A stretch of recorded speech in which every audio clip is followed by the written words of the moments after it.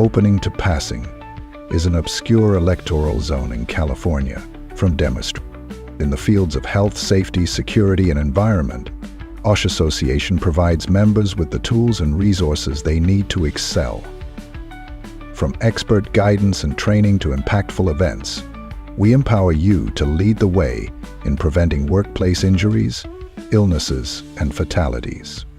By joining Hsse Association, you showcase your passion for safety, your commitment to excellence, and your expertise in ensuring the safety of lives and properties globally. Together, let's make the world a safer place. Join Hsse Association today. The Occupational Safety and Health Association, or OSH Association, is an international professional membership and certification organization. Our mission?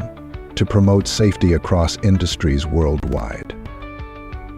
The first, opening to passing, is an obscure electoral zone in California from demonstration.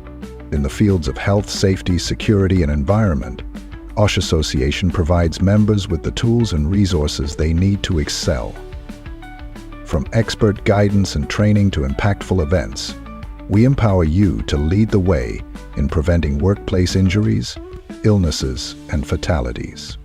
By joining Hsse Association, you showcase your passion for safety, your commitment to excellence, and your expertise in ensuring the safety of lives and properties globally.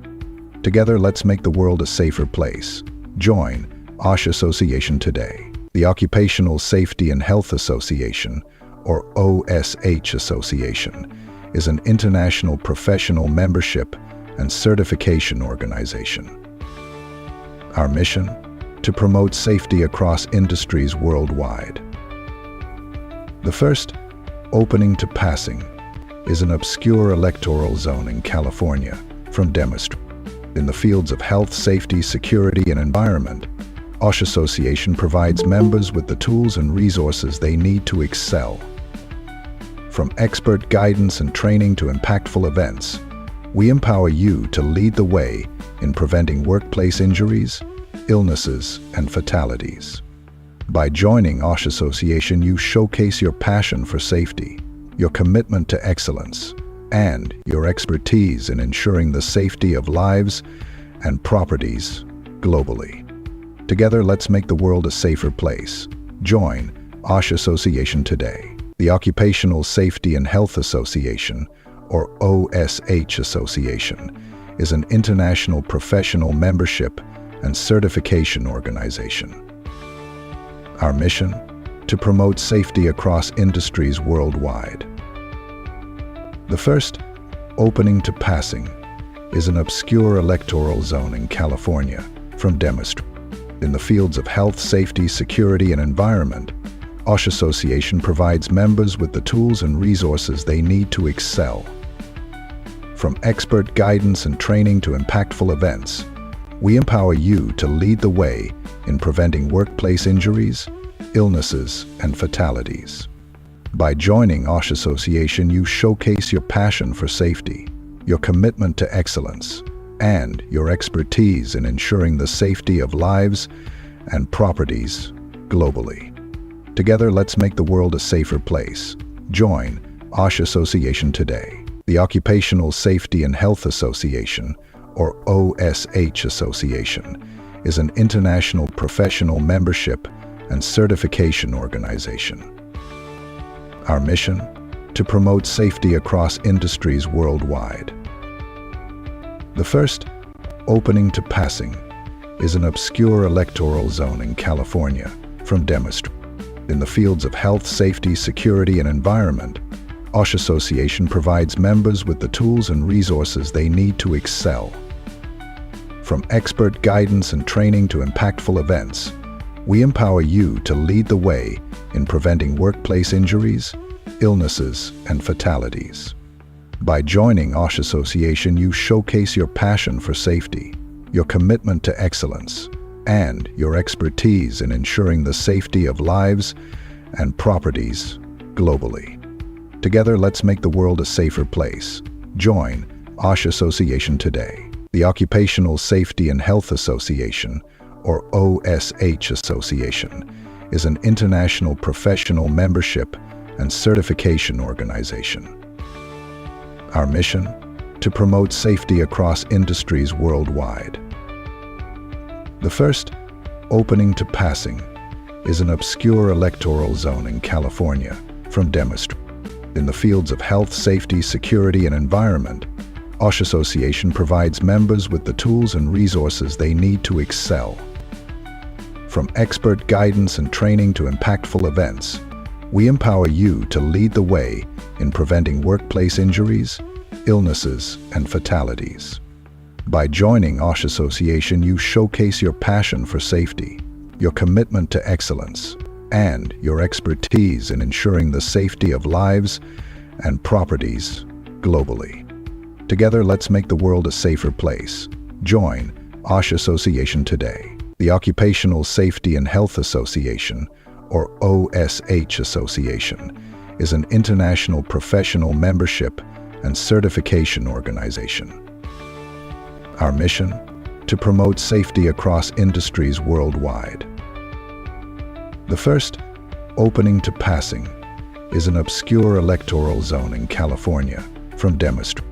In the fields of health, safety, security, and environment, Hsse Association provides members with the tools and resources they need to excel. From expert guidance and training to impactful events, we empower you to lead the way in preventing workplace injuries, illnesses, and fatalities. By joining Hsse Association, you showcase your passion for safety, your commitment to excellence, and your expertise in ensuring the safety of lives and properties globally. Together, let's make the world a safer place. Join Hsse Association today. The Occupational Safety and Health Association, or OSH Association, is an international professional membership and certification organization. Our mission? To promote safety across industries worldwide. The first, opening to passing, is an obscure electoral zone in California from demonstration.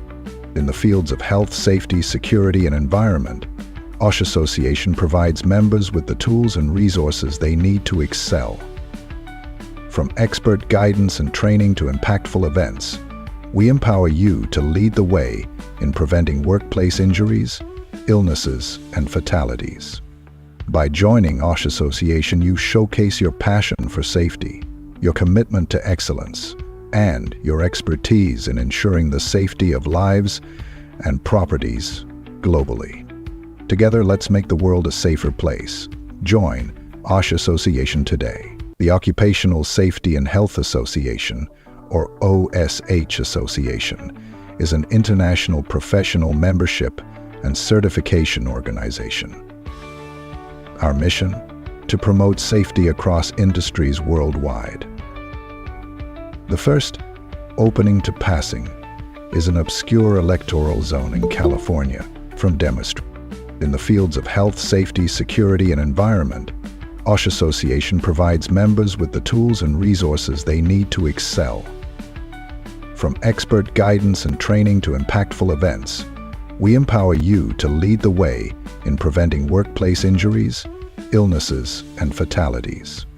By joining Hsse Association, you showcase your passion for safety, your commitment to excellence, and your expertise in ensuring the safety of lives and properties globally. Together, let's make the world a safer place.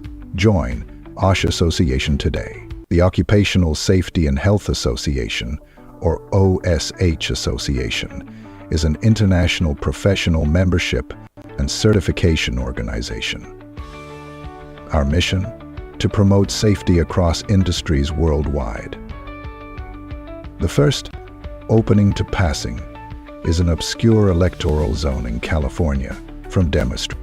In the fields of health, safety, security, and environment, Hsse Association provides members with the tools and resources they need to excel. From expert guidance and training to impactful events, we empower you to lead the way in preventing workplace injuries, illnesses, and fatalities. By joining Hsse Association, you showcase your passion for safety, your commitment to excellence, and your expertise in ensuring the safety of lives and properties globally. Together, let's make the world a safer place. Join Hsse Association today. The Occupational Safety and Health Association, or OSH Association, is an international professional membership and certification organization. Our mission? To promote safety across industries worldwide. The first, opening to passing, is an obscure electoral zone in California from demonstration. In the fields of health, safety, security, and environment, Hsse Association provides members with the tools and resources they need to excel. From expert guidance and training to impactful events, we empower you to lead the way in preventing workplace injuries, illnesses, and fatalities. By joining Hsse Association, you showcase your passion for safety, your commitment to excellence, and your expertise in ensuring the safety of lives and properties globally. Together, let's make the world a safer place. Join Hsse Association today. The Occupational Safety and Health Association, or OSH Association, is an international professional membership and certification organization. Our mission? To promote safety across industries worldwide. The first, opening to passing, is an obscure electoral zone in California from demonstration. In the fields of health, safety, security, and environment, Hsse Association provides members with the tools and resources they need to excel.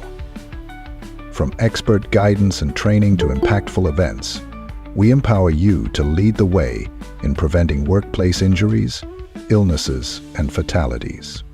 By joining Hsse Association, you showcase your passion for safety, your commitment to excellence, and your expertise in ensuring the safety of lives and properties globally. Together, let's make the world a safer place. Join Hsse Association today. The Occupational Safety and Health Association, or OSH Association, is an international professional membership and certification organization. Our mission? To promote safety across industries worldwide. The first, opening to passing, is an obscure electoral zone in California from demonstration. In the fields of health, safety, security, and environment, Hsse Association provides members with the tools and resources they need to excel.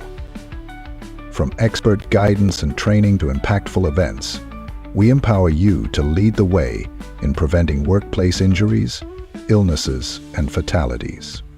By joining Hsse Association, you showcase your passion for safety, your commitment to excellence, and your expertise in ensuring the safety of lives and properties globally. Together, let's make the world a safer place. Join Hsse Association today. The Occupational Safety and Health Association, or OSH Association, is an international professional membership and certification organization. Our mission? To promote safety across industries worldwide. The first, opening to passing, is an obscure electoral zone in California from demonstration. In the fields of health, safety, security, and environment, Hsse Association provides members with the tools and resources they need to excel. From expert guidance and training to impactful events, we empower you to lead the way in preventing workplace injuries, illnesses, and fatalities. By joining Hsse Association, you showcase your passion for safety, your commitment to excellence, and your expertise in ensuring the safety of lives and properties globally. Together, let's make the world a safer place. Join Hsse Association today. The Occupational Safety and Health Association, or OSH Association, is an international professional membership and certification organization. Our mission? To promote safety across industries worldwide.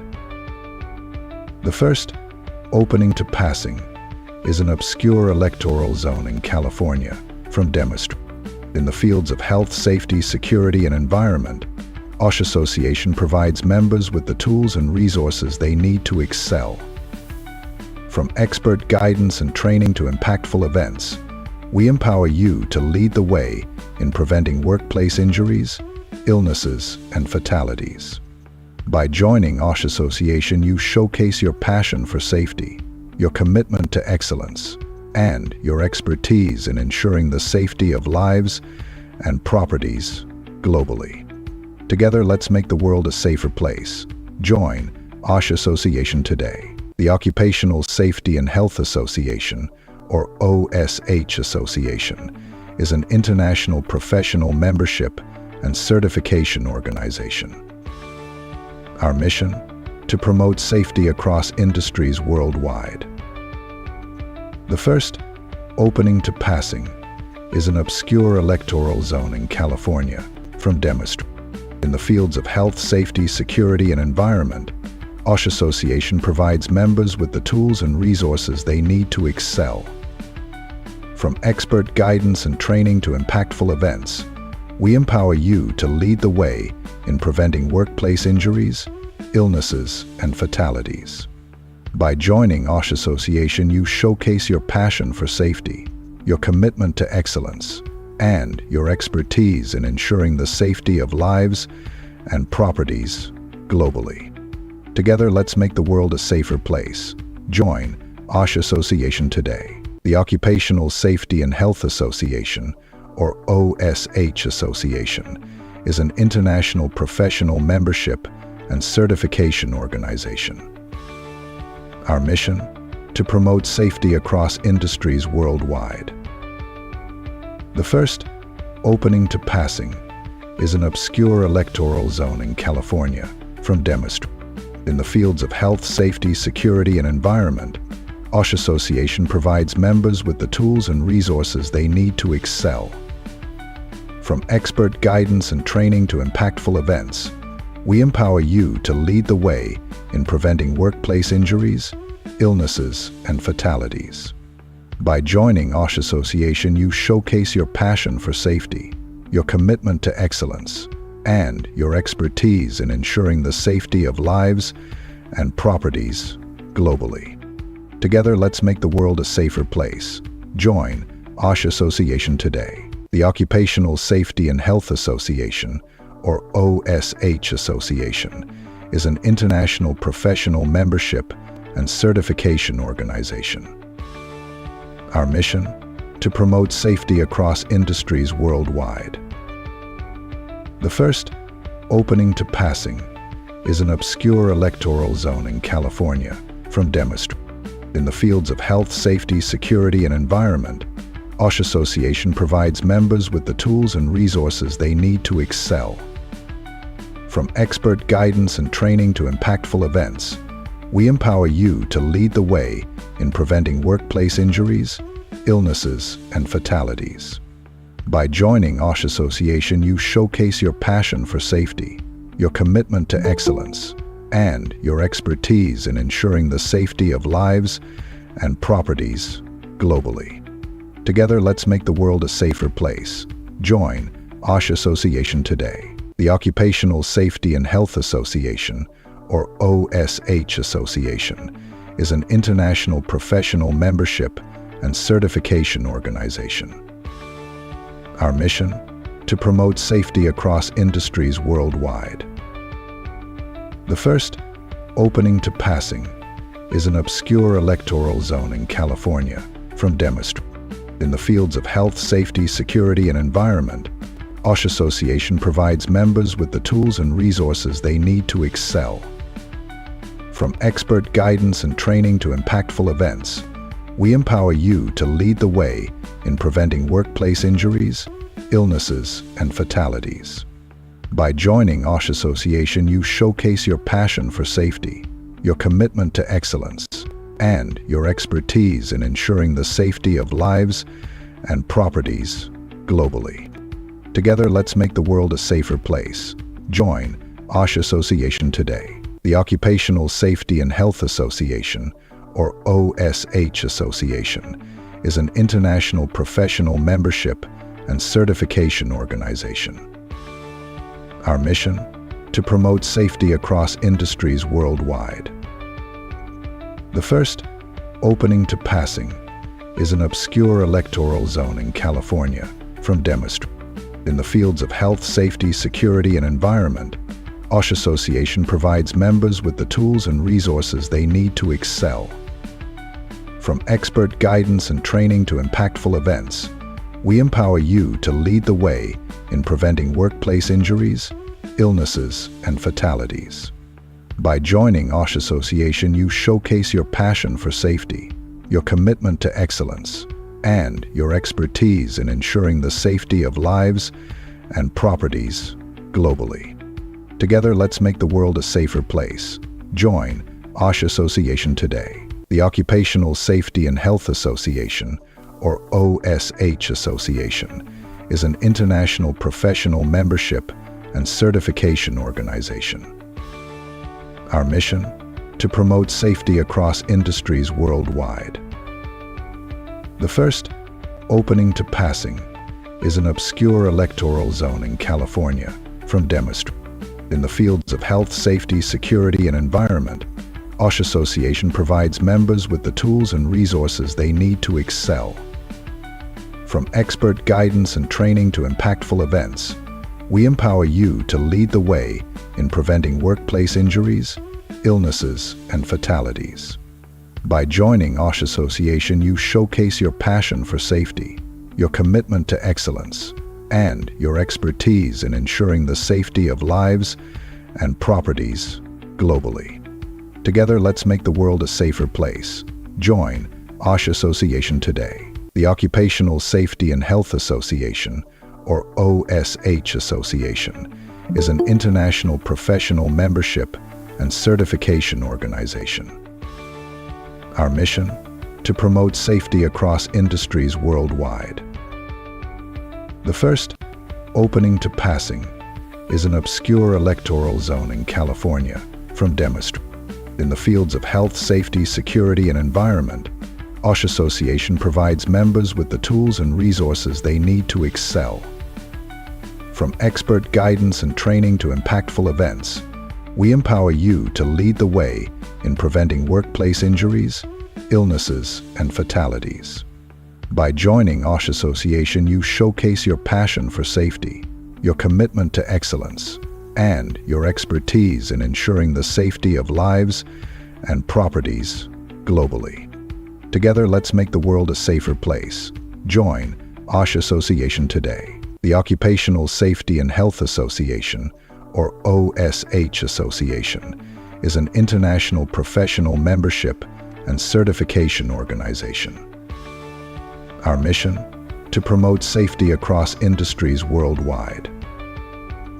The first, Opening to Passing, is an obscure electoral zone in California.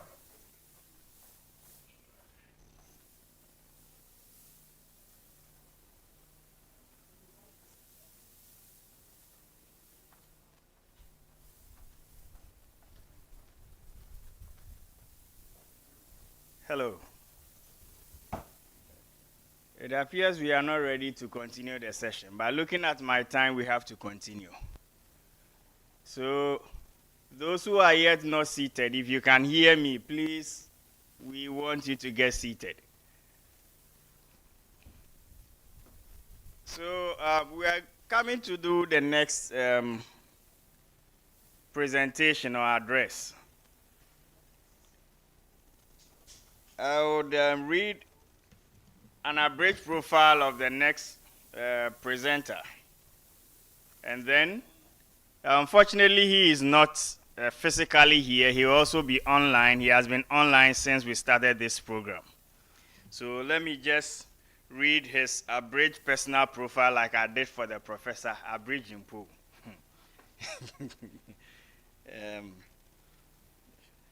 I'm hoping that one day we'll all get there where they will be reading our abridged profiles and people will sit down for 1 hour and they are still reading and we call it abridged.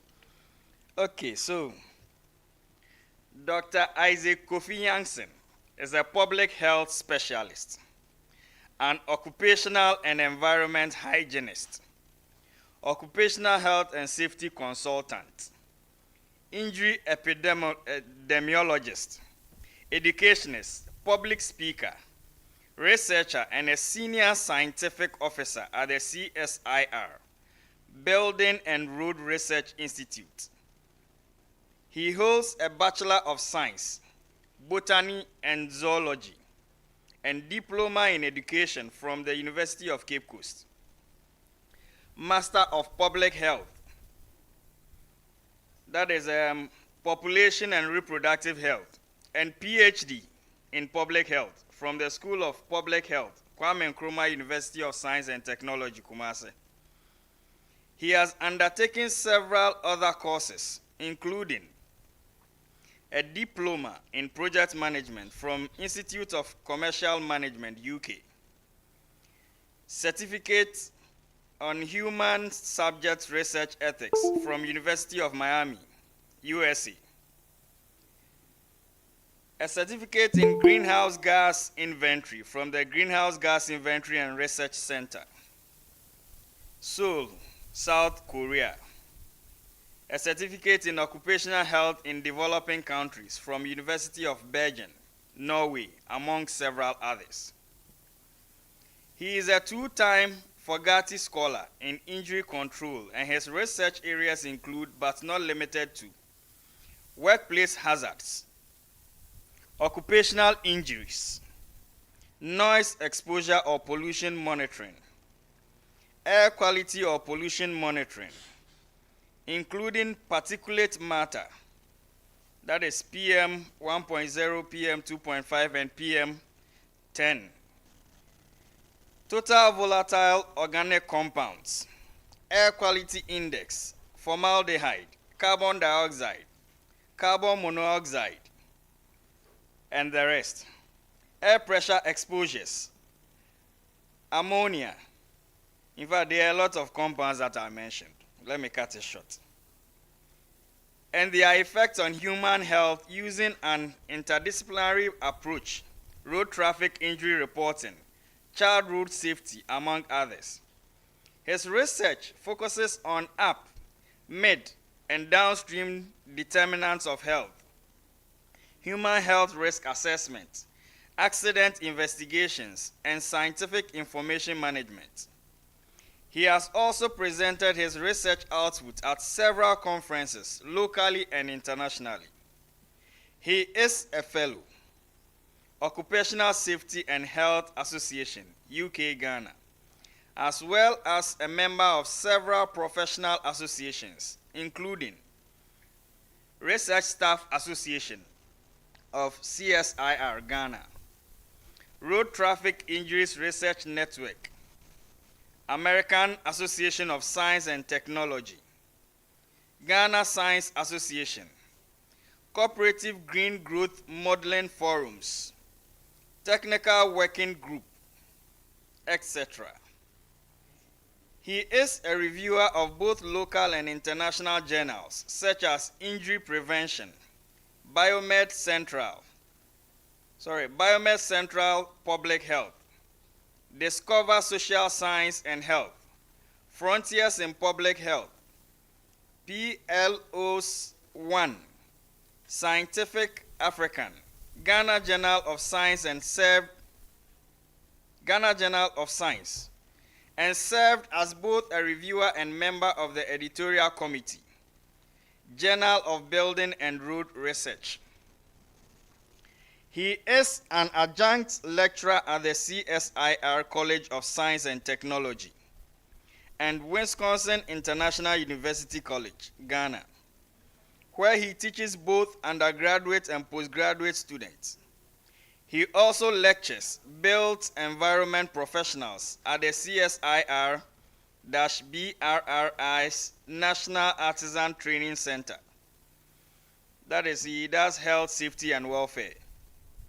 A teacher by calling, he taught biology, chemistry, and integrated science at St. Francis Xavier Minor Seminary and Wa Secondary School, Upper West Region, Joabin Secondary School, Joabin, Ashanti, and Kumasi Anglican Secondary School, CAS, Kumasi.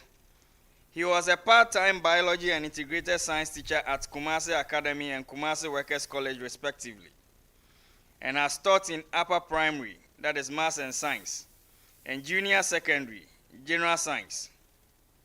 He was once a district manager and port operations officer of Amajaro Ghana Limited, now Ecom Ghana. Ghana Country Director, Amend Organization, a New York City-based NGO, and National Health Coordinator, Anglican Diocesan Development and Relief Organization.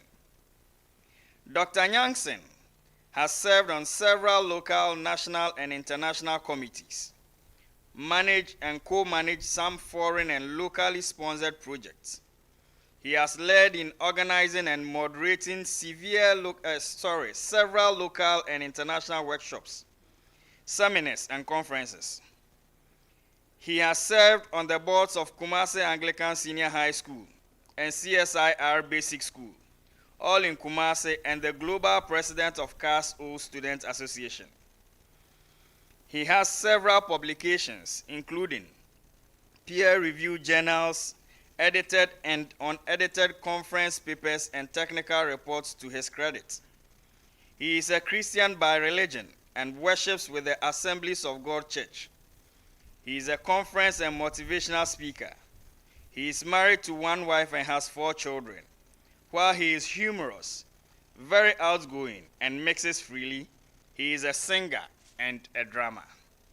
Wow, so this is an abridged profile of our next speaker. So next time when I also write my 3 pages, you have to understand that I'm learning from my seniors. Because whether they like it or not, from today, after this program, I'm their personal assistant. So, Dr. Kofi Nyanksen, if you heard me, I can see you beaming with smiles. You have the floor to address us. Doctor, I know you are a teacher, and I know what teachers can do. So I'm giving you 30 minutes. Even though, according to time, I was asked to give you 15 minutes. But because I'm your personal assistant, I've made it 30. So, doctor, I'm timing you. You have the floor.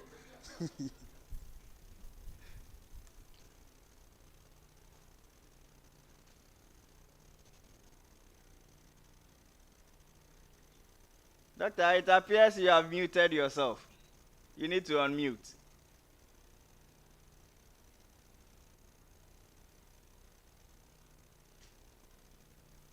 Dr. Nyanksen, if you can hear me, you need to unmute. Thank you very much. I hope you can hear me now. Yes, we can hear you loud and clear. Thank you so much. Thank you so much. I sincerely apologize for my inability to be physically present. I heard all the insinuations from the MC. And so I'll try and justify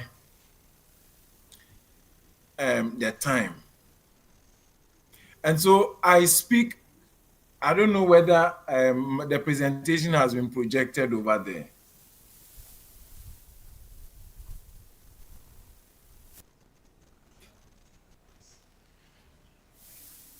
Great. All right, so I make a presentation on one of the research works we have done. In fact, this was a multifaceted work, 4 of which have been published, and I have attached the citations of those publications to this presentation so that if you need any detail, you could consult them. It was a comprehensive work on road construction, health and safety. My focus actually was on injuries and ailments sustained by road construction workers. And so I ask, workplace injuries and ailments, are Ghanaian road construction workers an exception? That is going to be the presentation outline.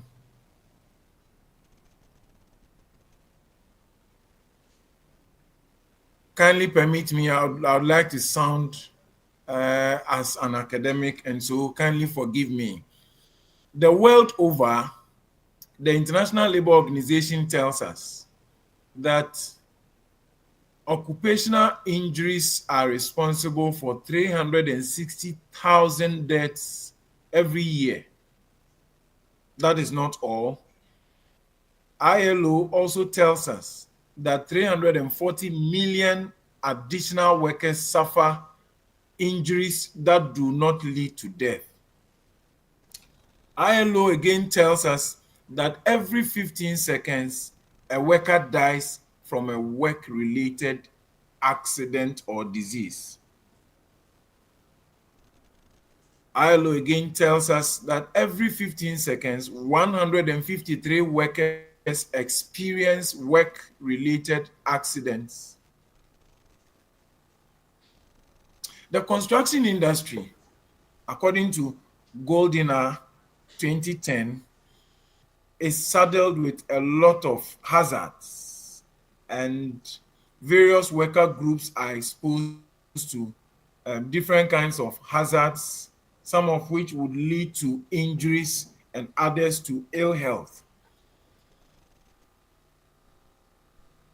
In Ghana, we are told that amongst the various industrial sectors, the construction industry leads when it comes to injuries and fatalities.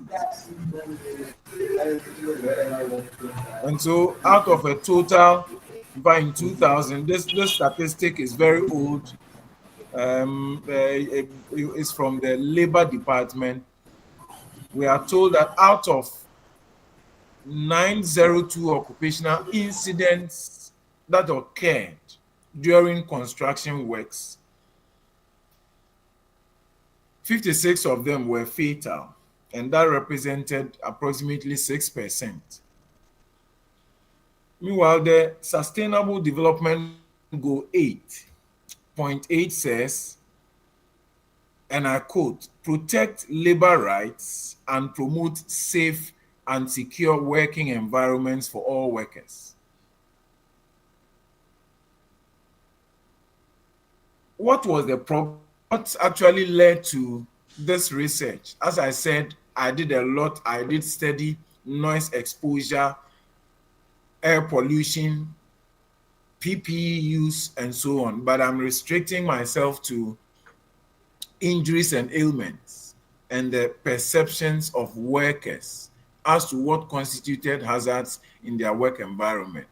And so I decided to look at the picture from on the continent of Africa. And we are told, in fact, some amount of work has been done when it comes to safety. And please kindly take note of my words, safety. So I'll somewhere along the line, I'll talk about safety. At some point, I'll talk about injuries.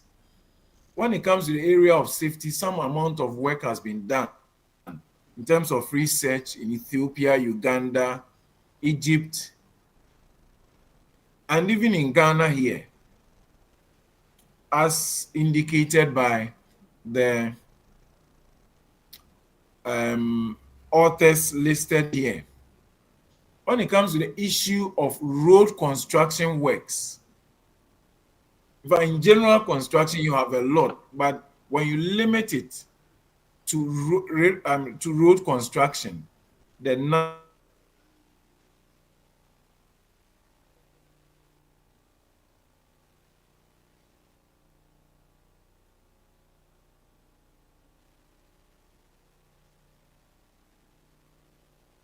work in 2020, there was only one work that had been done in the area of injuries, but that did not restrict itself to road construction. It was generally about the construction sector. It was conducted by one EMISA and colleagues. And so when it comes to injuries and ailments in Ghana, at the time I was doing this work, not much had been published. And so this gap needed to be filled. So that was the problem at stake that led to this work. And so, what were my objectives? One, to explore what road construction workers perceive as hazards in their workplaces. Number two was to determine the non-injury ailments affecting Ghanaian road workers. And then finally, to assess the occupational injuries sustained by construction workers in Ghana.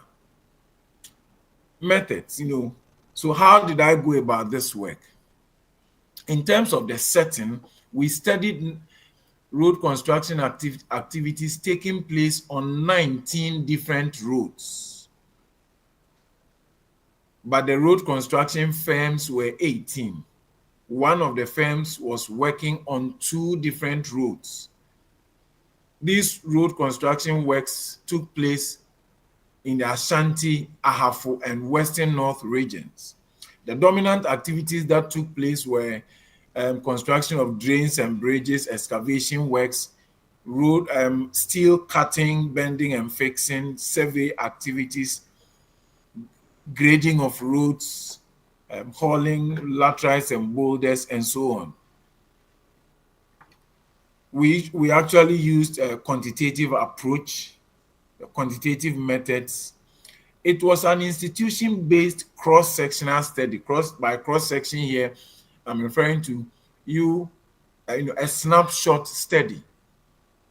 I didn't study the participants over time. It was a snapshot study. Data was collected between 27th January and 4th March 2020. Then, after 10th March, there was a lockdown. And so we resumed work after the lockdown and collected some amount of data in May 2020 at construction sites. How did we determine the sample size of our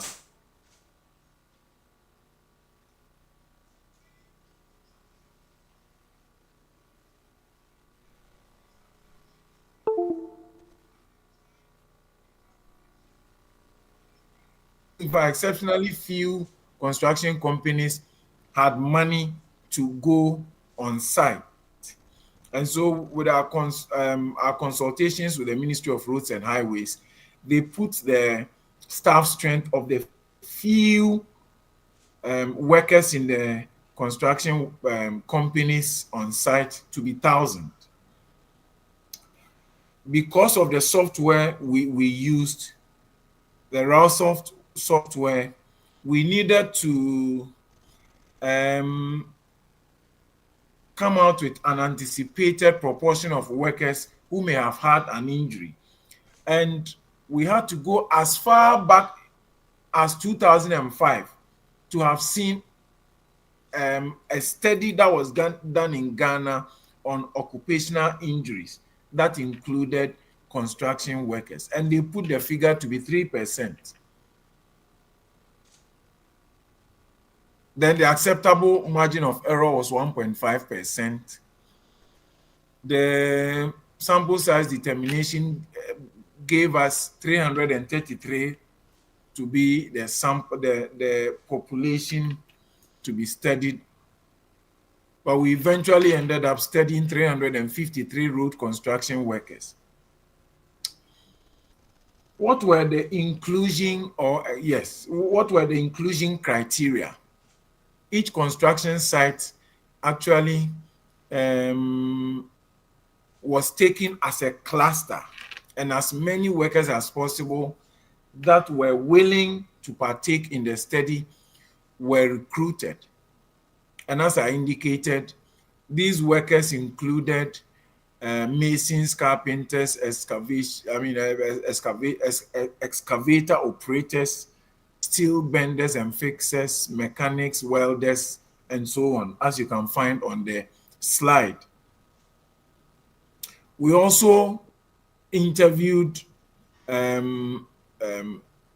senior officers of government agencies such as the Ghana Highway Authority, Department of Feeder Roads, Department of Urban Roads, as well as the departments of labor and factories inspectorate. Now, a worker in any of these crafts that must have been working for at least 2 weeks. We needed um, uh, a worker that was willing to participate in the study to have taken minimum 2 weeks to be able to report an injury. And we needed to apply for ethical clearance, and so participation in the study was voluntary. We used a questionnaire for this study. We uploaded the questionnaire on the Open Data Kit, what they call the ODK software. The Stata version 16 was used for the analysis. We did some both descriptive and multivariate logistic regression analysis. As I said, I am an ethicist. And so we needed to apply, because human beings were going to be used for this study. We applied to the Committee on Human Research, Publications and Ethics from both KNUST and Komfo Teaching Hospital. I've quoted the reference, the application reference. Again, the government agencies needed to clear this study before it took place. Informed consent was also obtained from the study participants, and the questionnaire was actually anonymized. No personal data was collected, and so you could not trace any information given to any particular person. So from these 19 road construction sites where the study took place, the ages of the study participants. Now I'm at results and discussion. The ages of the study participants, that's referring to the workers we interviewed, ranged from 16 to 66 years, and the mean, median, and modal ages. So the mean age was 32.4, the median or the average age was 30, and the age with the most, with the highest number of participants was 27 years. The males constituted about 98%. Among the various worker groups, most of them were laborers, constituting about 32%, drivers about 16%, carpenters 12%, masons about 8%. Approximately 30% of these workers were permanent staff. And I must emphasize that in the construction industry, they use a lot of casual staff. In terms of education, junior high stroke middle school leavers constituted they constituted the majority of them, about 48%, followed by secondary school leavers constituting 24%, with those with tertiary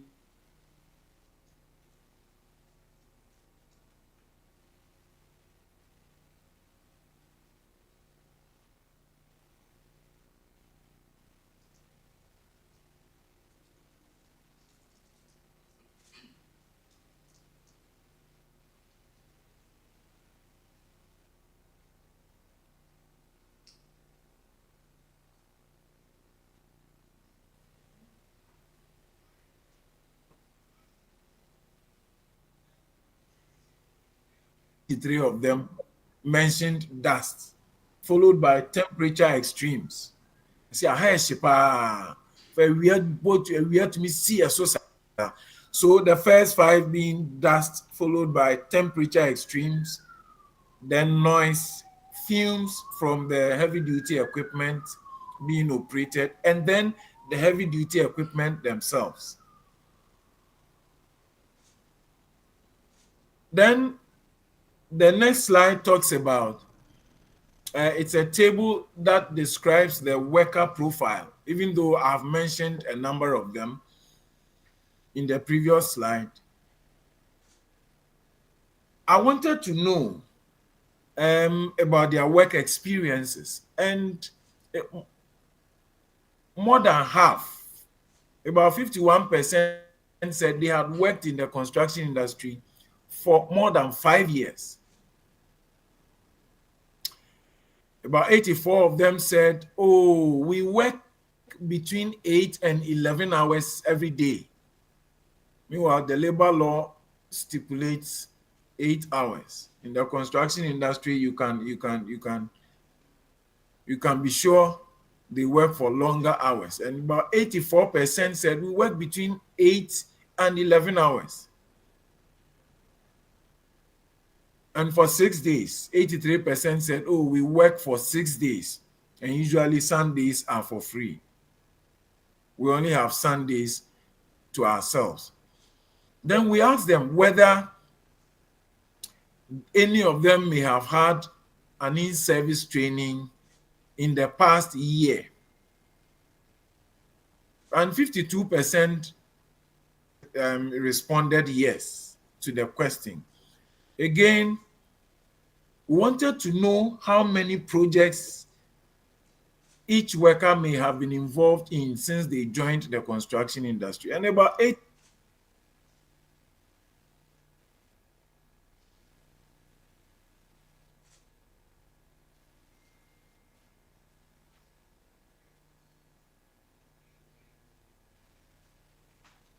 illnesses or ailments were at the core.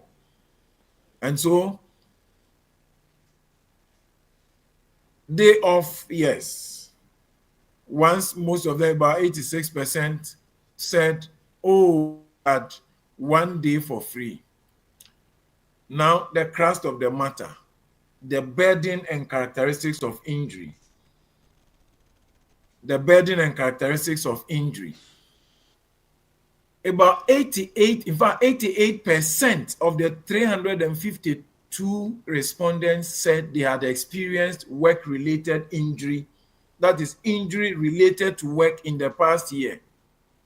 And as a public health person, I needed to compute what we call the annual injury incidence rate, which was 858 per 1,000 workers.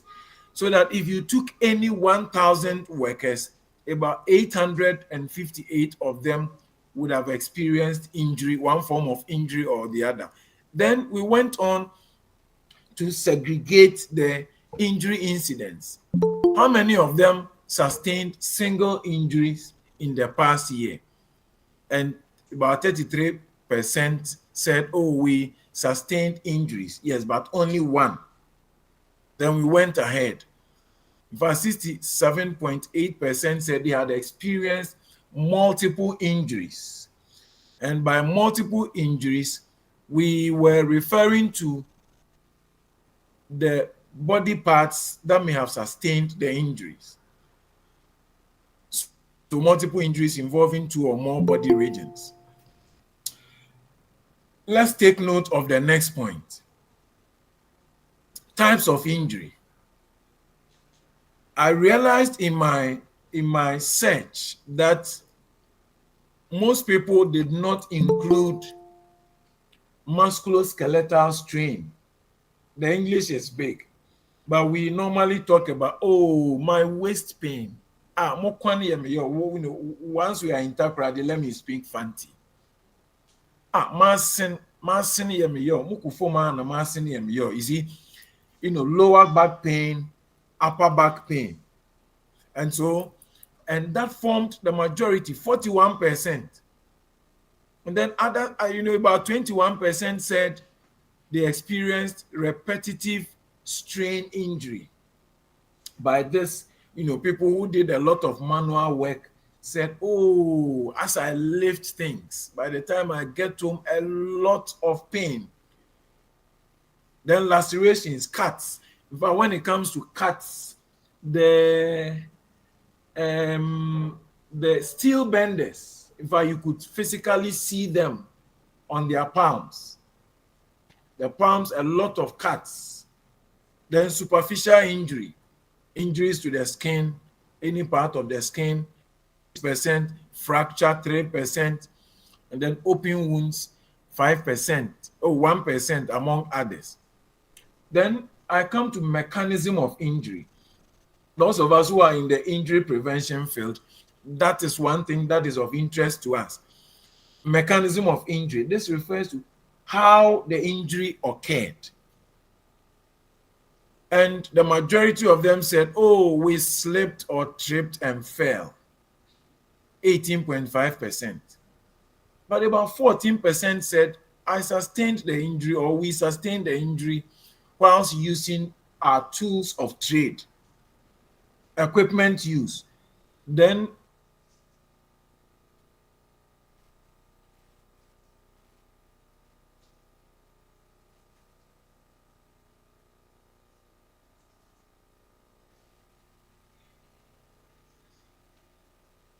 as you know, the person could have divided the load in order to be safe. But they lift loads that are heavier than them. Because of that, they fall.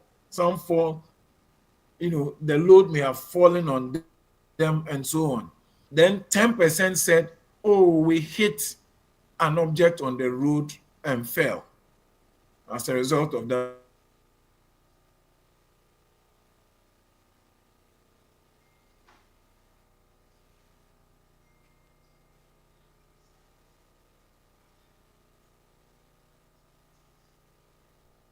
bivariate analysis.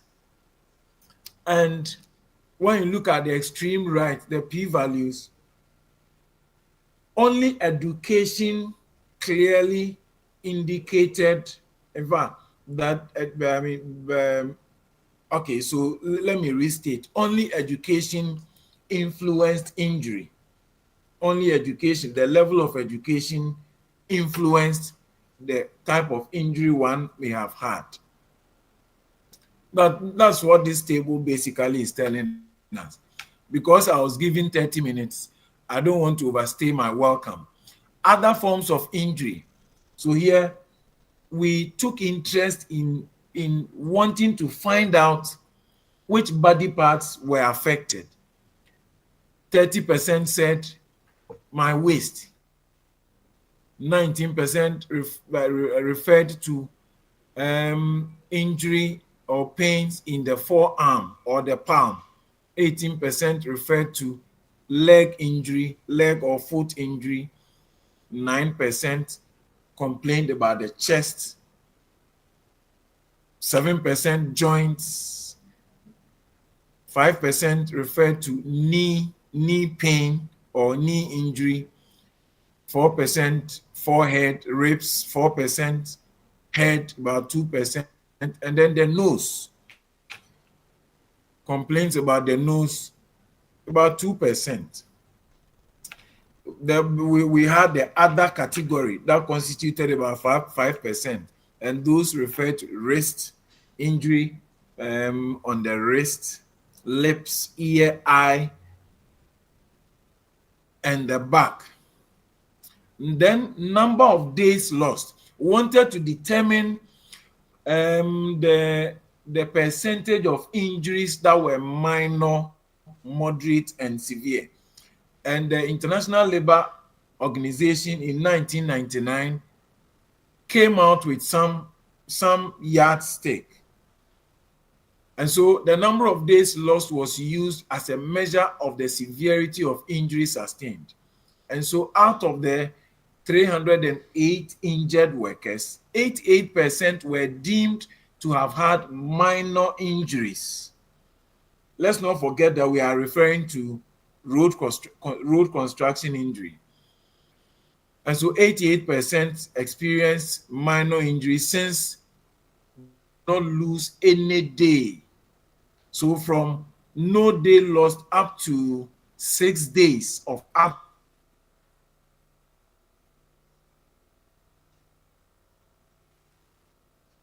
Those who may have absented themselves between 1 week and 25 days, between 7 and 29 days, about 9% of them were deemed to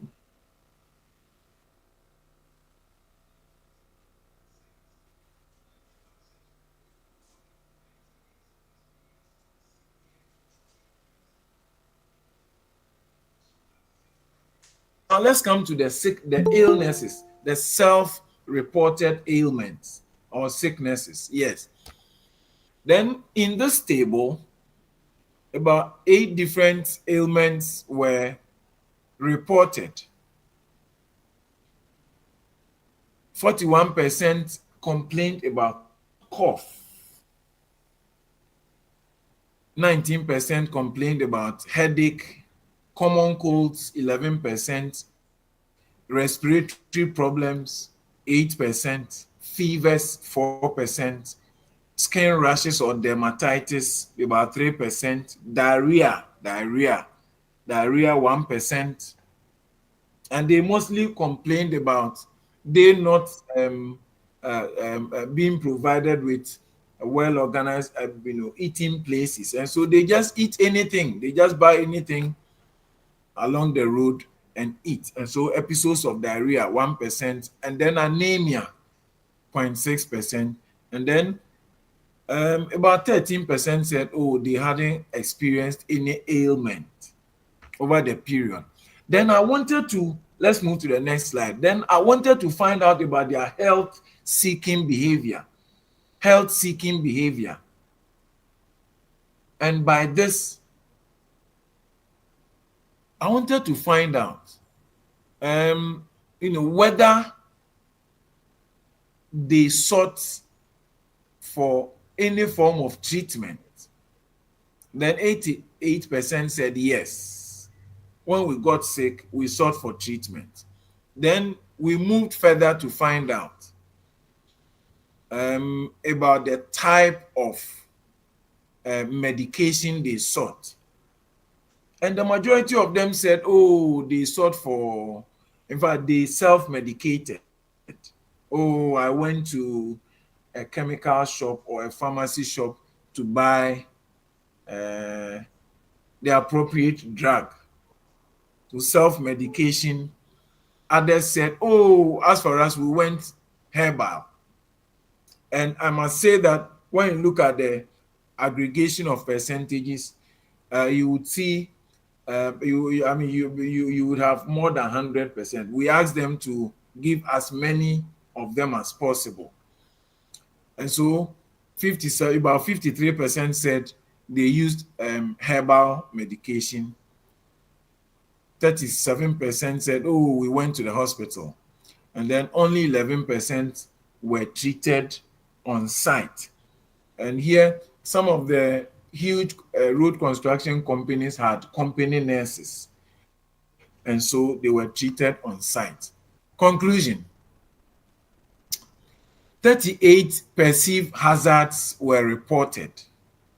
And as we mentioned, the first 5 were dust, temperature extremes, noise, fumes, and the heavy-duty equipment. Again, 88% of the workers had experienced injury in the last year, and every 2 in 3 workers had sustained multiple injuries involving 2 or more body parts. Over 3 in 4 workers had reported 8 work-related ailments, and almost 3 in every 4 workers sought treatment for the ailments. And as we just said, self-medication was the most predominant mode of treatment. As academics, we don't just talk, we offer recommendations. As I said, I studied about PPE use, and the publication is attached here. If you are interested and you ask for the presentation, Uncle Jonas and his team will furnish you with it. I studied on, which is published. I studied on their PPE use, and then this injury bit, which is also published. I also did an air pollution study and compared 4 different road construction related activities. And then I also studied the noise exposure profile. As you may have heard, I study noise pollution, I monitor noise, and I've done a lot of work across the country, especially when it comes to the quarries and other work sites across the country.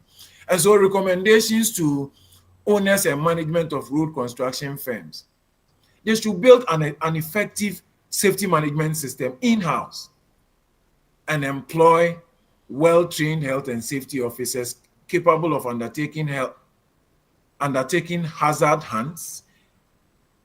They should ensure proper housekeeping at all times and insist on corrective actions. They should supply the workers with the appropriate PPE. And as you know, these days the emphasis is on the appropriateness of the PPE. And so we talk about APPE, such as crash helmets or hard hats, goggles, hand gloves, safety shoes, earplugs or earmuffs, reflective apparel or vests, among others. They should ensure that workers do not assume awkward postures for long hours at work. They should also ensure that manual handling related activities are interlaced with other activities that vary worker postures. And then they should provide proper eating facilities to prevent the recurrence of episodes of diarrhea. They should ensure that workers are well educated and trained on safety and hygiene related best practices, which have been proven to be effective towards behavior change and injury prevention. Again, we found out during the study that the factories inspectorate, the EPA, and the departments of labor are not doing much. And so we are suggesting that sources of dust and fumes, in fact, these government agencies should ensure that sources of dust, fumes, and other particulate matter during road construction related activities are either eliminated or their exposure levels reduced by engineering methods such as proper ventilation and isolation or rechanneling of aerosols. Again, appropriate nose masks are supplied and correctly worn, and that appropriate sanctions are applied to companies or firms flouting air quality, noise, and other safety guidelines. On this note, I'd like to thank you so much for your attention. And then, so I've provided 4 publications. The publication on noise is still under review at the Postgraduate Medical Journal. And so that is not yet. I'm grateful for your attention. Thank you very much. MC, I'm done. Thank you, Dr. Yankson. As your self-imposed PA, I ask you to hold on as we give the floor for question and answers. About 5 minutes for that. So please, if there is any question from our members, you can put up your hand.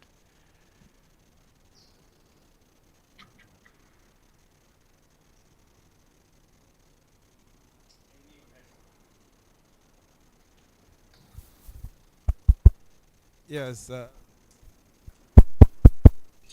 Yes, Doc, thank you very much. I don't know if you can hear me. I can hear you, sir. Great.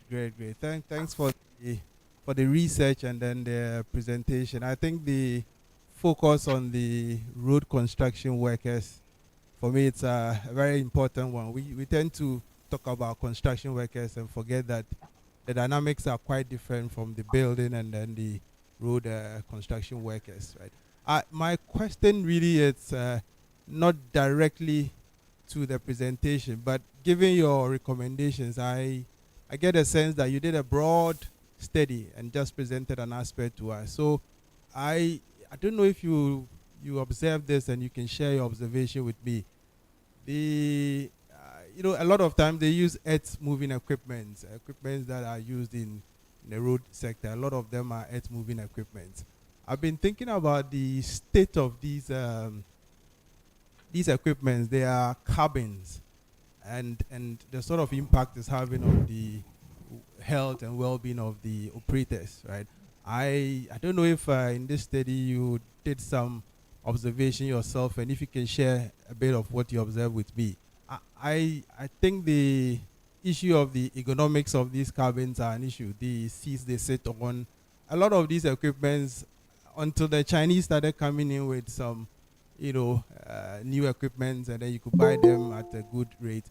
A lot of the equipments were second-hand, third-hand used equipment. So the state of the seats, the even the windshields, the seat belts, the braking system, and then also these equipments actually have a lot of digital controls in them. But I don't know if you observed what the state is for most of these equipments and how that is impacting on the some of the injuries and some of the conditions they were complaining about.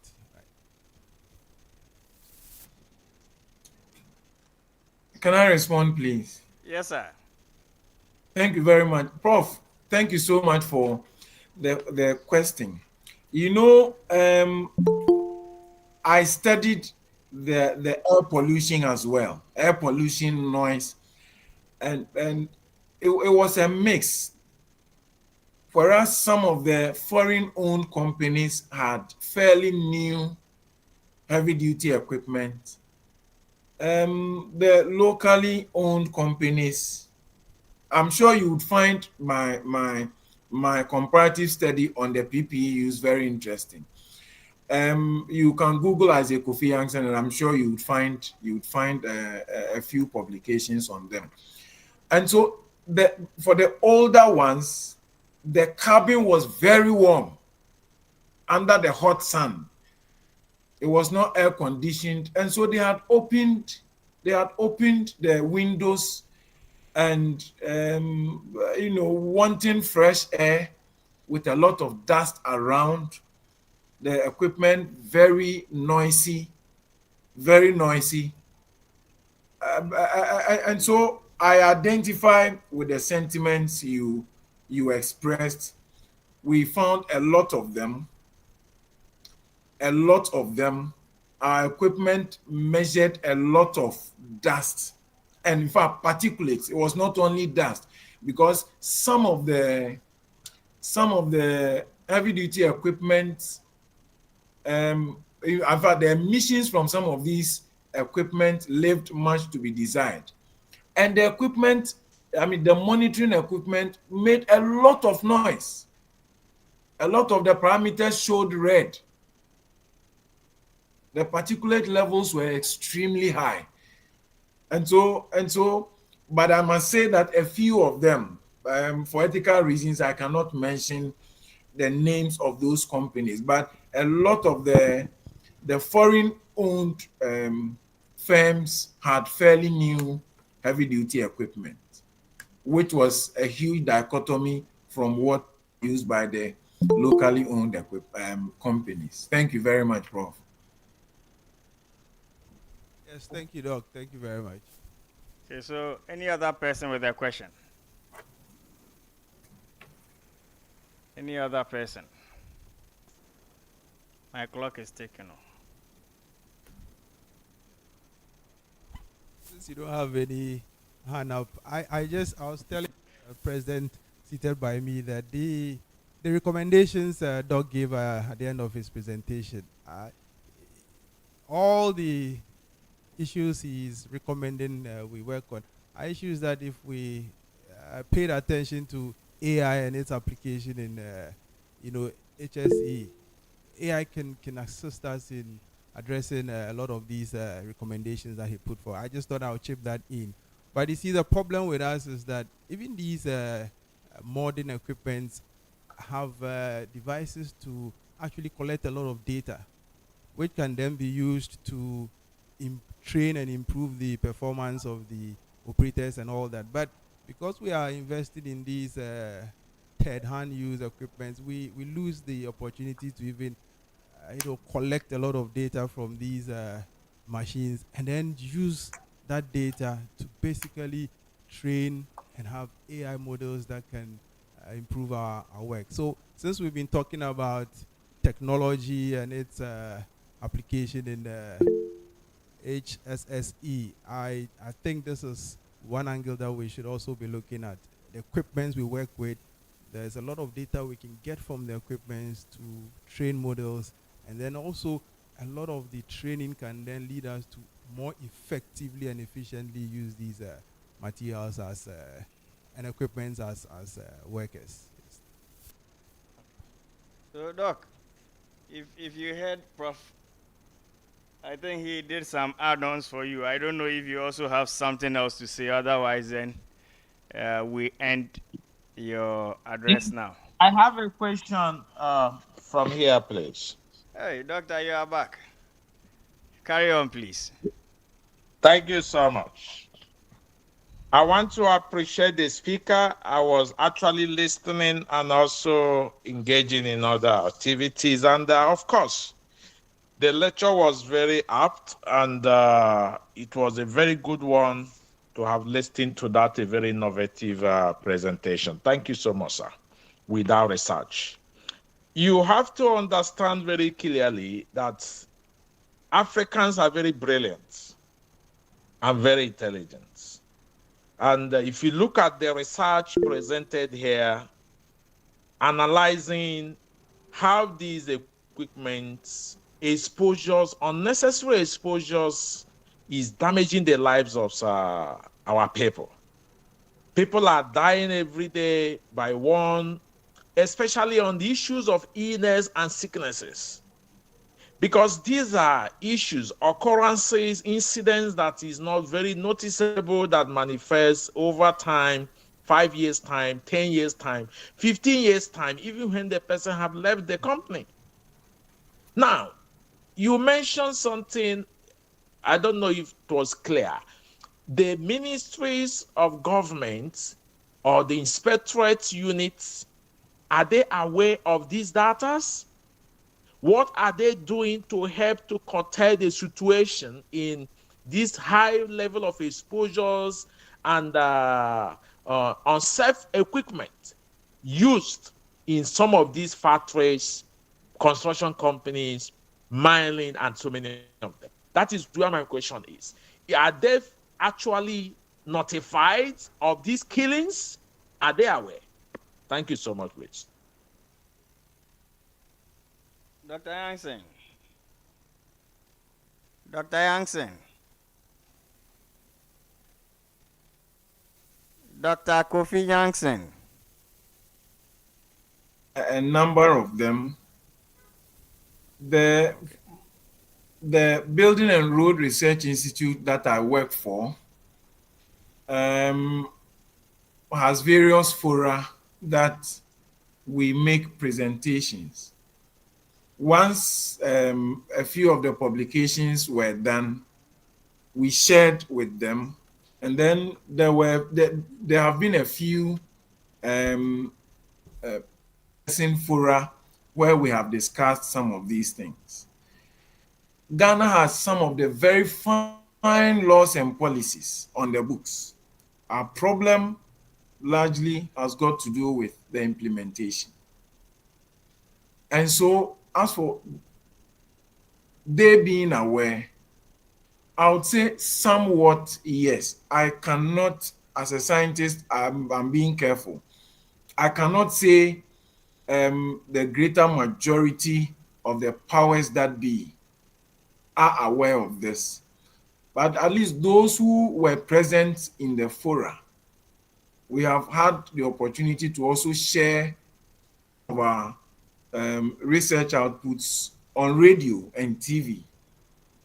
And so I would say some of them may be aware. And of course, they know their work. There are policies that, for example, during road construction, the firms are supposed to water the roads to reduce the level of dust generated. It is in the books. And who supervises that? Sometimes those who are exposed to such hazards would have to talk and talk and talk before some of them would do so. That's a brief comment I would pass on your question. Thank you very much.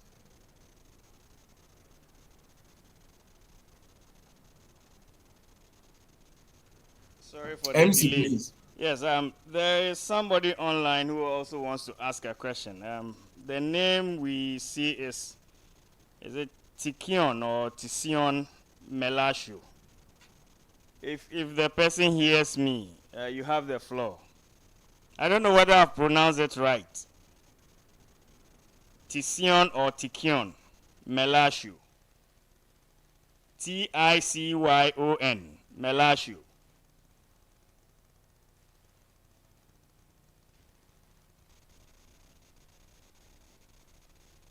Oh, the person is no longer online. No, I think the person would have to unmute. Monitoring from here, the person has not unmuted. Okay, so Tikion, if you can hear me, please unmute and speak.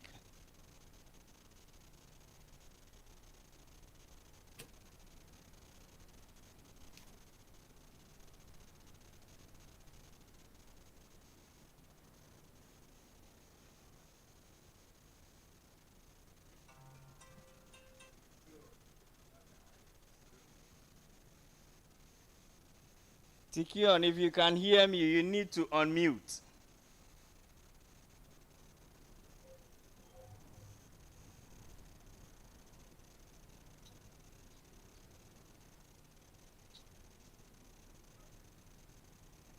Well, if we cannot hear from him, we need to continue. Any other question from the house? Okay, if there is no question, then we go on to the next presentation. And that will be done by no other person but our president, our beloved Uncle Amuesi, like we call him. I've already mentioned. We refer to him as Uncle Amuesi. And you know, once his Wafase is doing, is the MC, there is no need talking much. So we welcome Uncle Amuesi to the podium.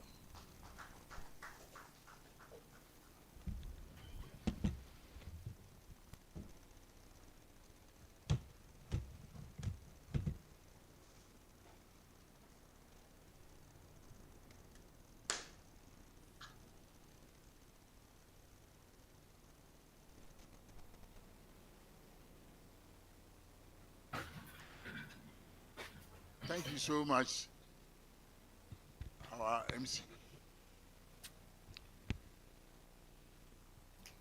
First of all, I want to thank our administrator and his family. I came yesterday, and when I called him, it was his son who, no, I called him, he didn't respond. Then I called his son. Then his son responded, and he was the one anchoring at the office. And eventually he ended giving me everything after talking to the mom too, who was here with the administrator himself working and setting up this place. So the whole family had been involved, and we thank them so much for taking time to serve us.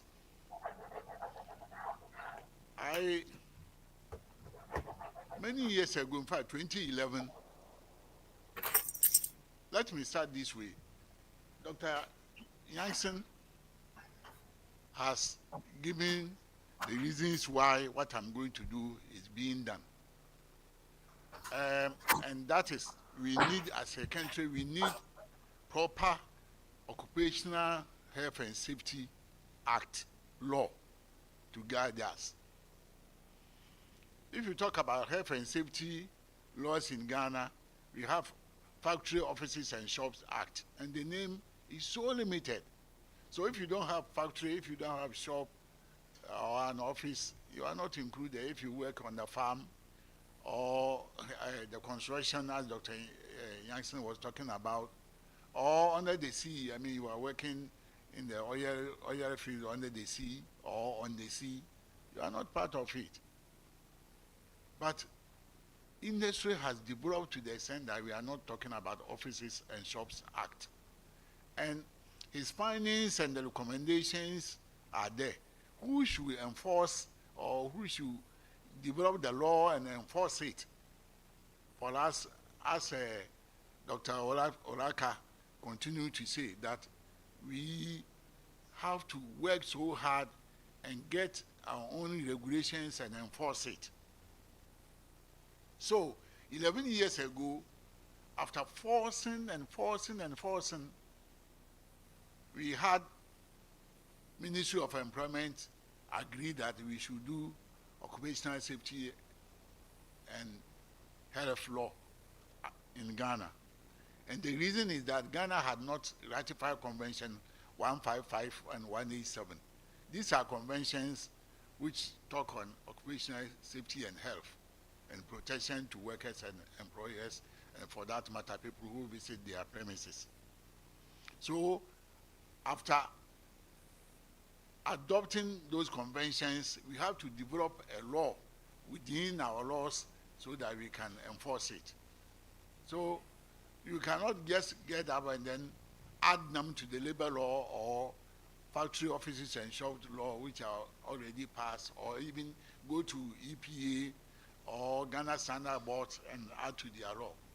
So after convincing, the minister at that time agreed that we should develop our own occupational health and safety law. So we started working on it. We quickly set up committees and had a draft. And the draft we did was just very simple. We just took the Factory Offices and Shops Act, to some part of Environmental Protection Act law, which concern occupational health and safety. The same thing about to standards and then road safety, and they put them together. And we said this is the draft. So let's get some professionals to work on it. We set up various committees, and then we worked. And what the committees brought together, they gave it to me to look at it. I said, no, we cannot pass this as an act in Ghana. And by that time, by the grace of God, I was the National Program Manager of the International Labour Organization in Ghana. So I didn't pass it. In fact, I just didn't make that conclusion on my own. I went to Geneva with the act or with the bill, and then we work on it. They say, no, this one doesn't qualify for this. They say, but Kwamina, you know the system. There's a guide, IRO guide. Is it followed? I said, I gave it to them. So we came and reported. It went to cabinet back several times. Then there was a change of government in 2016, 2017. Then on and on and on. The story is very long, but I'm happy that BB is here, and then I think some of you also know the story. Not long ago, I told the story at the International Conference Center. Everybody was surprised. Can you believe that today is today is 28, isn't it? 28 March 2025. And we started this act in March 11, on March 11, 2011. What type of a country is this? So, luckily for us, in 2020 up to 2022, ILO started reviewing Convention 155 and 187, that's the Occupational Safety and Health Act, Convention. And in 2022, they decided that we have to get an additional core labor standard. There are 4 core labor standards. So they got another one, and the labor standard they got is the Health and Safety Convention. In each labor standard, there are 2 conventions, which are, because of one of them is the act itself, and one of them is the implementation. So if you see that there are 10 labor standards put together to form the occupational health, to form the 5 core labor standards. So we have the ILO Convention 155 and 187 now as a core labor standard. And then I quickly jump on it.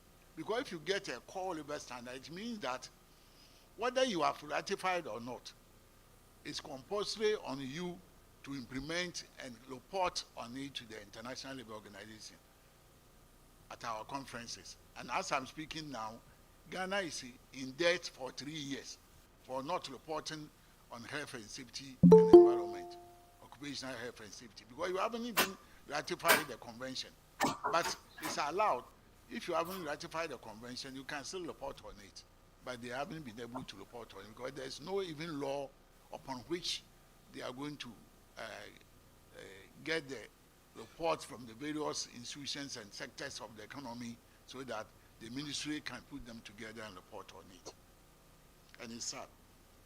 So the conventions are, you know, we have Convention 29 and 105. They talk about prohibition for forced labor, including slavery, servitude, and trafficking.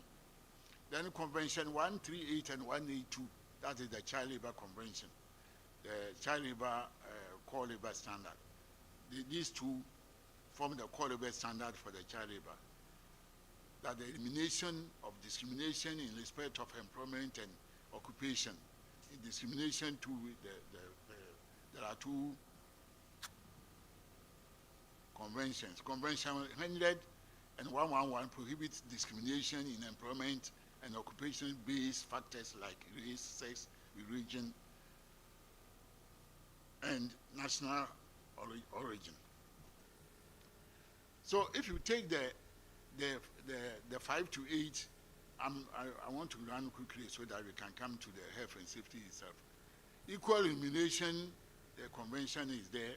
Then elimination of the worst forms of child labor. I quoted the 182 and 130. Oh, it's here already.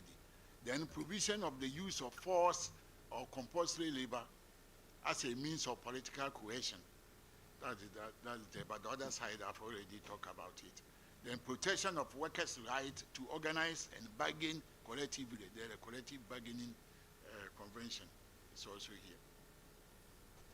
So, if you put all of them together, they were 4, the 1 to 8, because two conventions make one core labor standard. So 4 core labor standard. But as I said, in 2022, ILO adopted Convention 155 and 187 as a core labor standard. And they are basically to ensure a safe and healthy work environment, protect workers from occupational hazards, promote a culture of prevention and continuous improvement. They also highlight the impact of safe work environment on productivity. People don't know that when you go to a workplace where they take safety seriously, productivity is very high. Because the worker is free in his mind and everything that, oh, my place of work is safe. Employee morale, and so they have, and then overall economic growth. If there's a productivity, of course, there's a. So the ILO recognition that by recognizing the Health and Safety Convention as core labor standard, the ILO is emphasizing the importance of occupational safety and health in protecting workers' rights and promoting social justice. So all these core labor standards are fundamental, so we also call them fundamental human rights in promoting fair labor practices, protecting workers' rights, and promoting social justice worldwide. So I started by finding a name. When I say I, for your information, I have now, when I retired in 2018, and then the 2 years ago, they gave it to me that I should develop it. So the current state of the act was done by me with the support from the ILO. So I went to the ILO, got some money for the ministry to be able to pay me back to be able to do it. It's funny. So first, we have to talk about the name. And I can tell you, the name took 6 months. This country, we are not serious. I studied 4 countries: South Africa, Australia, New Zealand, Canada, and I think Botswana, 5 countries. And all of them were calling it National Health and Safety Authority. And when I put authority and we went to discuss with the minister, they said, no. Authority, no, it's authority. We cannot give health and safety as authority. And I said, but Environmental Protection Agency law has now evolved and now it's authority. Standard Board is authority. Our health and safety is very, very important. I also developed the Road Safety Act, and now it was commissioned, and eventually, so now we have the authority. So what is wrong with that? No, you can't do that. So find another name. First, he gave me the word Belou, and Belou is office. It's a French word meaning office. So we call it National Occupational Safety and Health Belou, or office. And eventually, it went on. Then I think somebody from Petroleum Commission came to me, and I went to see the minister with it. The minister agreed that we should use authority. So at Akosombo, when we brought all the technical people, including Hsse, our administrator was there, we all agreed to use authority. But when we came back, they said no. So I intentionally put agency there. I didn't talk. So I went and eventually when I went to the IRO and they have done that attestation, that is after 8 months, we finished the attestation. Then I went and gave it to them, but I put the word agency. And then since then, nobody had talked to me. So I'm assuming that they have accepted it. So that's how we even struggle with only the name. So the establishment, objectives were all covered. Functions of the NOSHA, now we call it NOSHA, that the agency. National Occupational Safety and Health Agency. Then we also emphasize its role in enforcing safety standards. You know, factory offices and shop act, they cannot enforce anything. In fact, when we started in 2011 and we went to Tema office, they said that was their best office. And when we went there and we were going to visit some 3 selected factories, their car was parked on a small hill. So they have to go there and remove the chalk so that it will come down with speed so that it can spark. It was so sad. So luckily, I had a bigger car. By that time I was using a Land Cruiser. So I parked all of them inside, and then we went to visit those 3 factories. By the time we came back, the driver and his assistant hadn't been able to spark the car. So they should be able to enforce standards and then conduct inspections and ensuring compliance. That's most important. You discover the mistakes, you have to ensure that they comply with your order among employers and workers. So these have been all given to the NOSHA. Then workers' rights and responsibilities.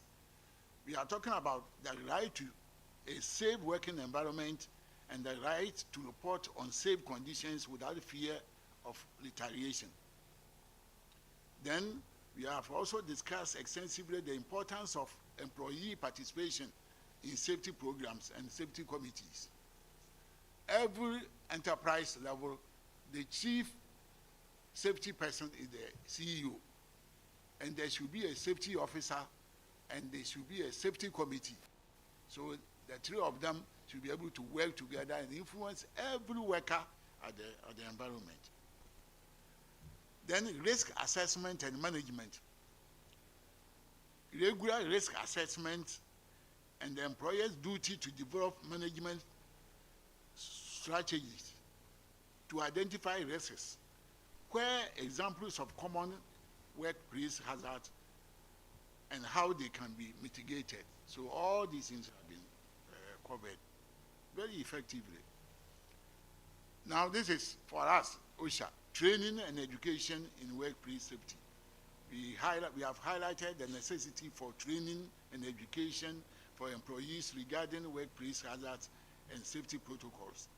We have also discussed the potential for collaboration with training institutions like us to enhance the skills set of safety officers and employees. Health surveillance, that is what Dr. Yankson just talked about, health surveillance. Because when you talk about safety, people don't even talk about the health. But it's the most dangerous part of the occupational safety and health of workers.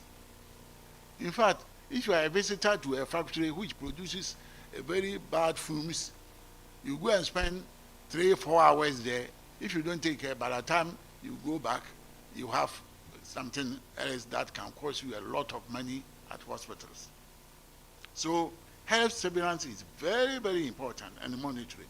So we have talked about health surveillance and other health surveillance under the Hsse bill, emphasizing the importance of regular health checks for employees exposed to hazards and substances. We have also agreed on time to carry out periodic surveys on workers' health, and we have discussed the role of occupational health officers in monitoring worker health. So there are occupational health officers at the NOSHA, whose function is to go around and make sure that workers and their employers are doing the right thing. As we enforcement mechanisms and penalties. So not only enforce, when you enforce and some people are caught in the law, they are fined. And you could even be imprisoned. In some of their punishment is just both fine and imprisonment. So if you look at it critically, you know. For your information, the current state, after the ILO attestation, I've sent the bill to our administrator, so he has it. And then, as I said this morning, all the technical meetings, I've put all of them together, the result of the technical meeting, just like a constitution. You know, the reason why the Supreme Court interpret the constitution is not their mind, though. When they were making the constitution, all the notes that they made, all the minutes, they have it. It's in the custody of the Supreme Court. So they go and study it and they see what was the mind behind this law. That's the reason why we have kept all the technical meetings report. So I have all the technical meetings report plus the bill itself for our office. So those of you who want it, just contact the administrator and he will give it to you to read. But if you read and there are certain things that you think we should be re-look at, let me know. Even though ILO has already attested it, but the mind, I mean, knowledge is not in the mind of one person. So especially Dr. Yankson, Prof. Adingira, please, if you can also read through and let me know your response, I'll be very happy. So we have developed the mechanisms for penalties, for fines and penalties. In fact, when I was working, these days there's some penalty unit, and then depending on the offense, the grievousness of the offense, then the penalty unit is determined, and then whether it want to go with imprisonment or that's both or one of it. So that's why we have engaged a special person from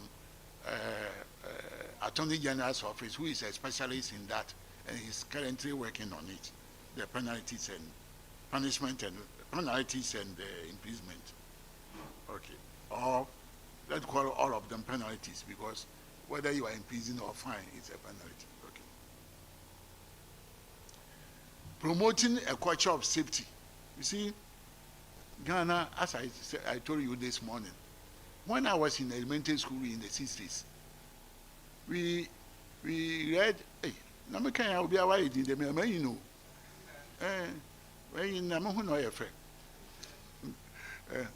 going to be 75 this year. Yes.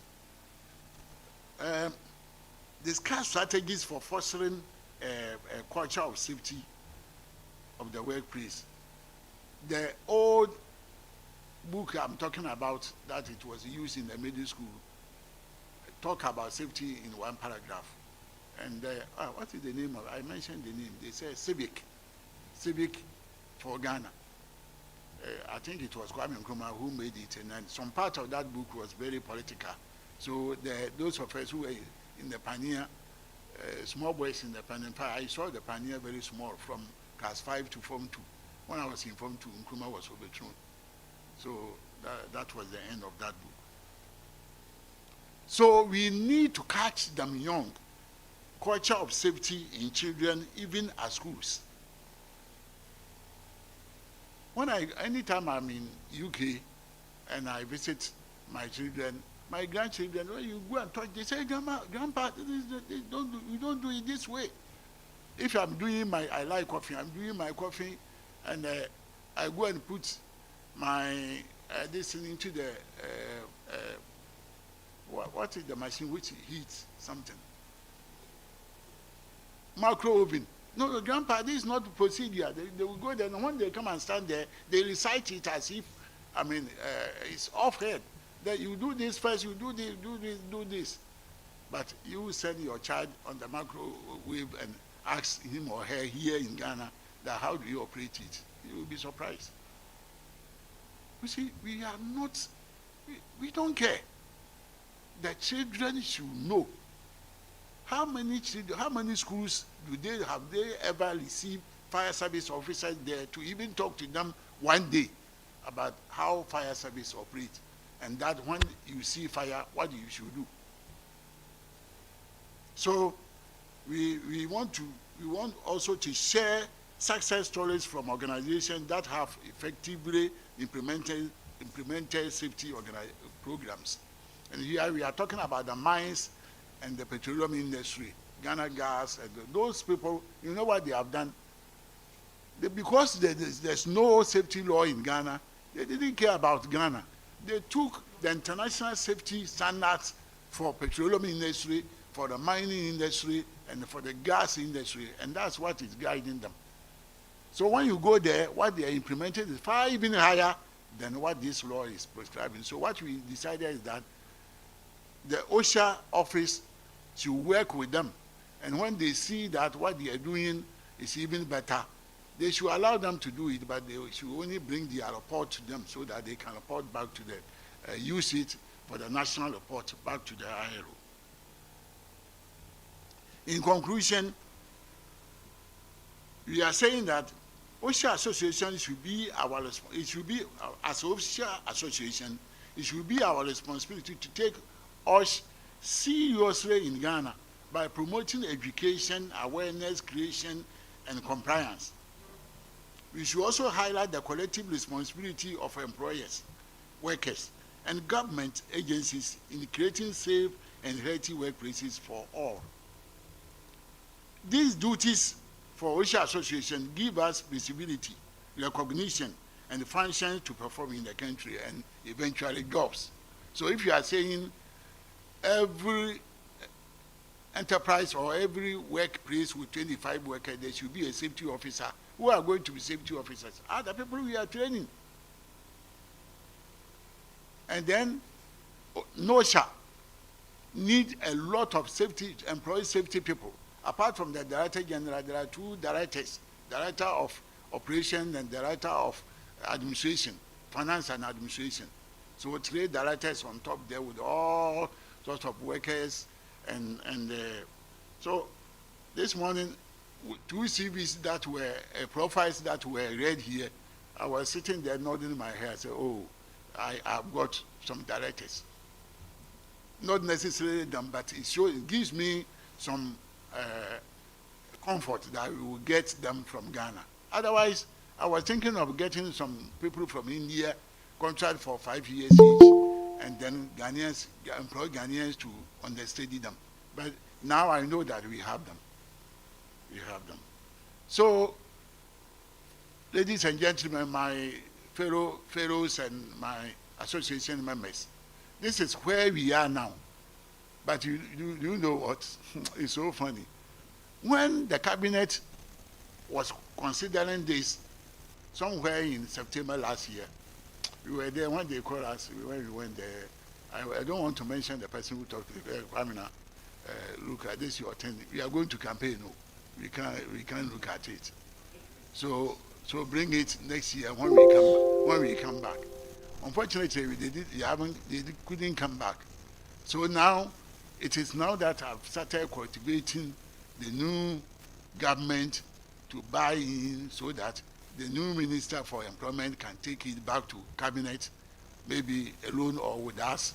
Normally, they put you in a small room there, and if he needs some support, they come and call you to go and give.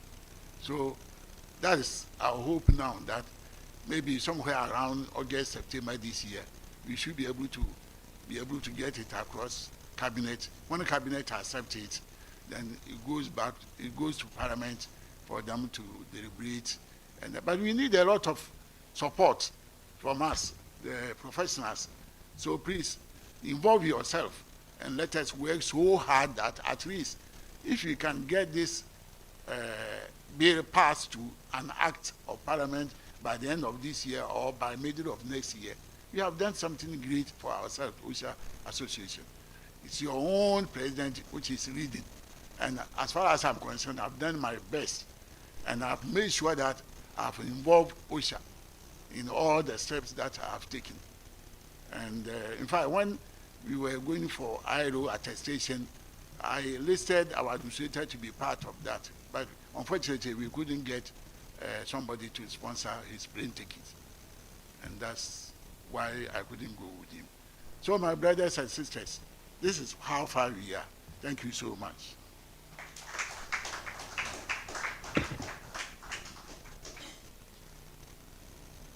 Thank you very much, Uncle Amwesi, our president. This ILO issues and Ghana Osh Bill and Insempi. I'm always happy, like I told you earlier. For me, the way I see Osh Association is different. Because for me, every day I learn. And I learn from these big men. Because almost all the time I have the opportunity to be with at least one of them. Almost all the time. So when you are here with us today, or if you are here with us today, and you get any opportunity to be with them, don't take it as a joke, or this will not fetch you anything. You need experience, and you don't get it one day. You build upon it. I've told you, in future, I'll write a brief profile, about 3 pages, to shock you. Anyway, so we give the floor for question and answers, if there are any, for our president. After here, we would have another session we call the panel discussion, where we put a few people in front here. There will be a few questions from somebody who will MC that small session. And then possibly, if there are questions from the house, it would also come. But then for now, if you have questions for our president, you can put up your hand. Please, those online, if there are questions, I might not see from here. So if you have a question, you can indicate and then I'll be alerted.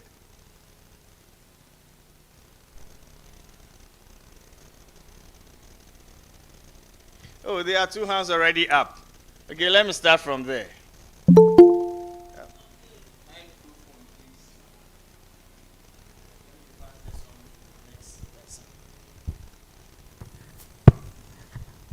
Okay, good. Thank you, MC.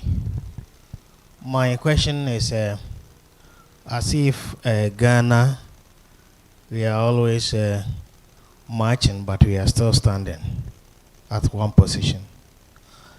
Every year, Hsse, we meet and we discuss these issues. And yet still, we still have cabinet still delaying. So my question comes again, what else can we the members do? Because most of the times we have some of the top members in terms of securities, the Air Force, the Army, the Fire, they are all with us.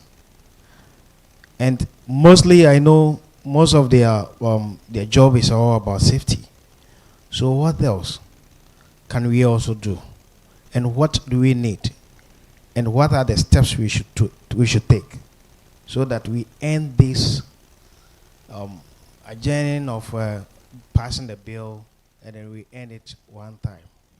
Thank you. Can I get more? Because I'm taking notes so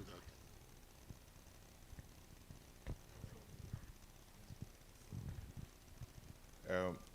Thank you very much. I think mine is not a question, but I think right from here, I'd like to be a registered member of this noble association. I've been doing fire and safety a lot of times, but I had the opportunity to join. My suggestion is, I think you've done so well for the association, and in Ghana we talk a lot, but sometimes when it comes to the realities, we drag our feet. And the whole issue is I think there's this about catch them young. When I went to South Africa, there was one quick thing I learned.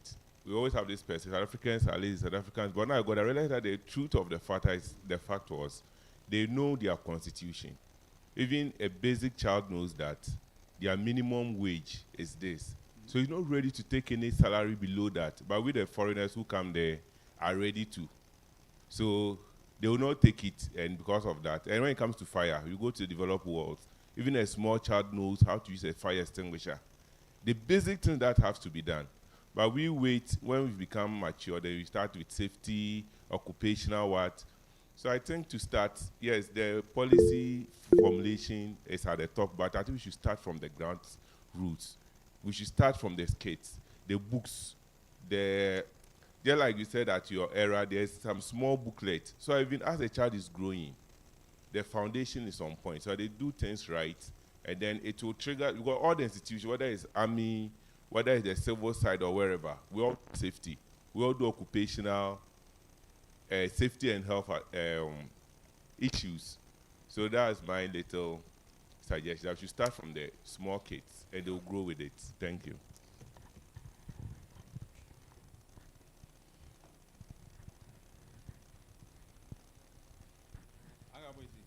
Yes, our boss. I think Professor Jano, he said a lot. Yes. But all those things, Flight Lieutenant, we have all those things at place. In fact, when I was working 2011, where we met in Kumasi, Lameta Hotel, drawing the bill, whatever, we went around the whole Ghana. Yes.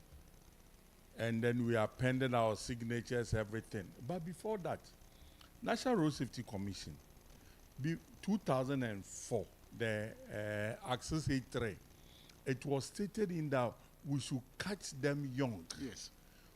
We trained, I was part of National Road Safety Commission. We trained over 4,000 teachers. And in fact, we developed the books. We developed the Primary books. and JSS. We Yes. printed them, Three. distributed them to Primary, the JSS, various and secondary. education units and all over. You know the education, we have the Catholic education unit, Presby, all the religious, they all have their units. We did training for them. And even went ahead to train judges. Ankamwezi is part of it. We did all that. At the end of the day, Masa, and the schools, they have the SHEP coordinators. They come, they eat. We did for the primary education. We did for the JSS level. We did for tertiary. We did for training colleges and all those that. I think Danida was sponsoring it. We did. Masa, and today, if you go and ask the SHEP coordinator, and the funny thing is that with the teachers, when you call for the first batch, this one will come. The next one, another person. batch will come. Anytime you call for a meeting to catch them young with all this, they won't come. That is our problem. But if we had already taken into consideration what safety is, like by now, everything is. I remember fire service also did same thing. And then we don't care. They just put it somewhere. And then we even introduced this Veronica buckets before COVID came, to introduce Veronica buckets and all those that. All what you are saying is perfect, but the point is, after we have done all these things, spent our monies, everything, it went to cabinet 2016, and they rejected it. new government came. Haruna Drusu was then the Minister for Labor. Yes. And then 2017 to 2020, our own brother Ignatius Bafoewa came in, and that also went to cabinet discussing everything. They brought it back. We went again from 2021 to 2024, and then all the time, that is the last thing that they call in cabinet. And then they return. And now all the work that we did from 2011 to 2024, bogus. We have to start it again. But luckily for us, Honorable Rashid Pelpo, and they know of it. At least we have briefed them and others. So we want to see if this time around they will accept. If we do that, please, this Morocco incident and all those incidents will not be happening. But just that we take it for granted. And the only thing is that in the African world, we don't value safety. We don't value safety, especially in Ghana. Another country, we prefer people dying and then going to donate and all those are for us to be popular than making sure people live. But I think we'll find a way and then improve our system and see what we can. Still, we are alive, and then whatever we want to do, we'll still pursue it and see the best. Now we have we wrote letters to almost all the university vice chancellors, inviting them for a program. Some came, some did not. You understand? We wanted to tackle it from that level also for them to also help talk to the cabinet system, those ministers, cabinet ministers, and all those, so that we can implement this. Because if you do that, then we can improve our safety system. And in Ghana, whatever you start, if you don't monitor it, it collapses. Thank you. Yes, let me take this one, then I can answer. Hello. Yeah. Thank you, Mr. President, and I must commend you for the good job with your team and also the association in entirety. In fact, I've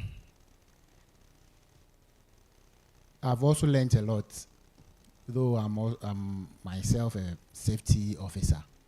But coming into this environment, I've also picked some few things that I think will help solving the situation of safety and our environment.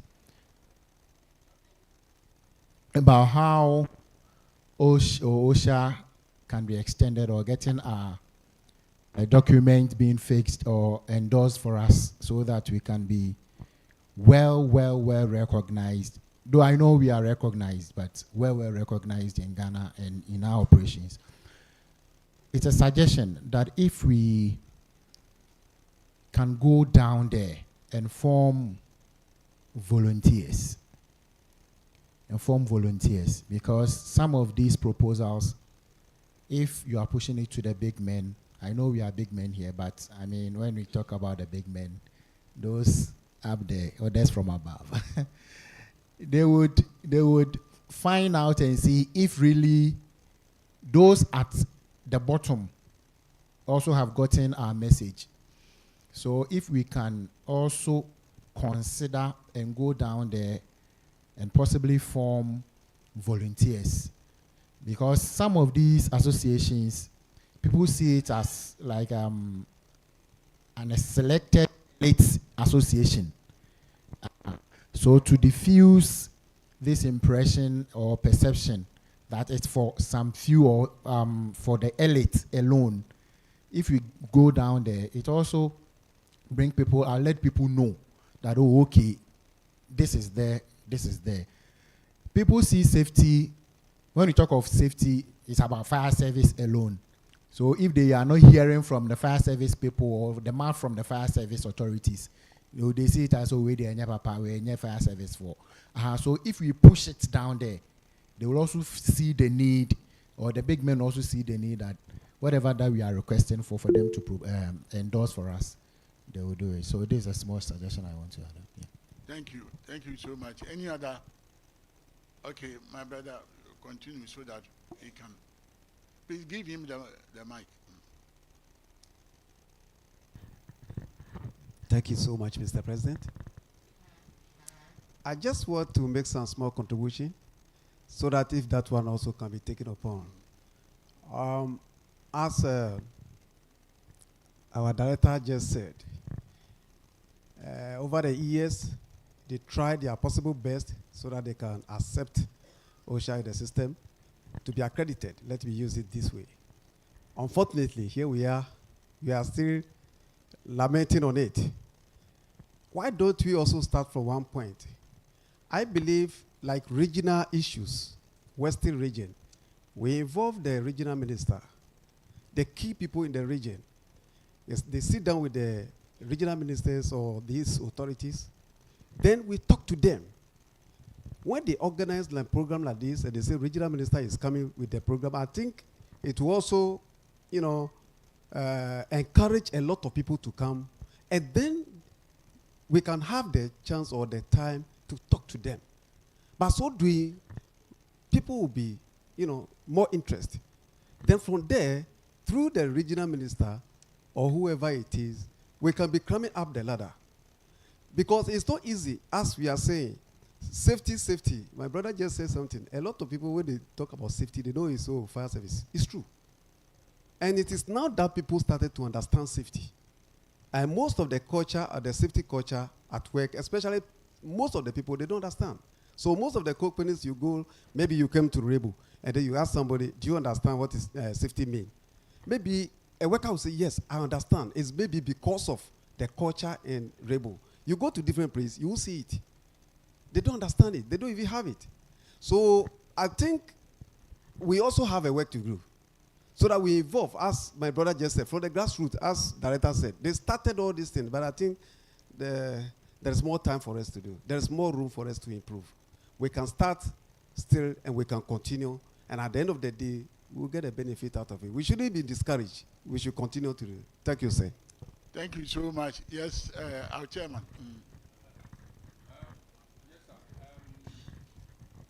Like my ADO said, we have immediately OSHA, we started in Ghana way back 2016. We met with the chief fire officers, the management of fire service, management of EPA, all those who matter. And then, very funny, the management at the top rather registered to become fellows of OSHA. And they have acquired, and then some of them have also allowed their children to be part of it. But as expressing OSHA to the rest of their team, no. So if you could watch in Takrady here, every year we start with OSHA, and we even introduce this IFFD, International Firefighters Day. They were not doing it in Ghana. It was OSHA. We introduced it. We started in Sunyane, and now it's all over. Your former chief officer, the late Branakwe, was a fellow. Gazy, fellow. Late Blankson, fellow. Julius, fellow, and all. So, and all of them. But the point is that they are not expressing because they know how good OSHA is. You understand? And now some are joining. But the point is, we do organize programs at even fire service, and they don't attend. Firemen don't come for the meeting. Only few of them. And then we don't want whereby we need to force anybody. No. It is willing something. If you are willing for, fine. In Nigeria, let me give you an example. In Nigeria, if you are organizing OSHA conference, you see the Navy coming bulk, Air Force, all the security service guys. You see them, and thousands. But in Ghana here, in fact, you were here when we organized, I think 2018 December, we organized a program here inviting all the security. This place was full. But the other day too, Ghana man want free all the time. And even the free, if we even give them free things, they don't come. But we will find a way. We are still strategizing, making sure that it goes on and on. At the mines and all those places, we have captured that area, they understand, and everything is going on. But The point is that if the bill comes into support, then we have, apart from that, we are using, OSHA is using its own law, we are using the Home Office of the UK, all the laws that we are using are foreign laws. But we want Ghana to own its own so that we can stand on it. But if we want to use the 953 of the Ghana National Fire Service or 1725 or LI 2180 or whatever it is, they are all departments. The rules are scattered. But this time we want one book that will say that this is safety so that we can go ahead. Because if you go and take the mines law, that is 1824. If you go and take it, it's only 2 chapters talk about safety. The rest, no. If you take the factories and inspectorate one, that one also, just some few things talk about safety. If you take road safety, majority of them talk about the road, and all those. But this time around, that is why we came together and we say we want our own bill, which will cover every aspect of the industry, so that if you are doing something wrong here, the industry can stand up and say that this. So we are on it. Gradually, Rome wasn't built a day, step by step, and I think we have moved forward. We have moved forward. Seriously, we have moved forward. Thank you very much. Thank you, Chairman of the Fellows. My brothers, let us try and answer these 4 concerns, and then after that we give the floor to those online to also ask their questions, and then we bring it to a conclusion. First of all, what can members do to speed up with the passing of the bill into an act? Members can do a lot. In fact, my recommendation is that after this meeting, let all the fellows meet and then fix a date to meet the Minister for Employment and Labor Relations. Meet him in the conference room, and fellows, we are many. So even if you get 20 fellows, all of us meeting him, that this is the act that had been done already. It was in cabinet, but it couldn't go through. Now you have come. We want for you to look critically at it, get your technical officers in the ministry, they all know about it, because we did it with them to advise you so that we go, it goes to the cabinet. That's the first step.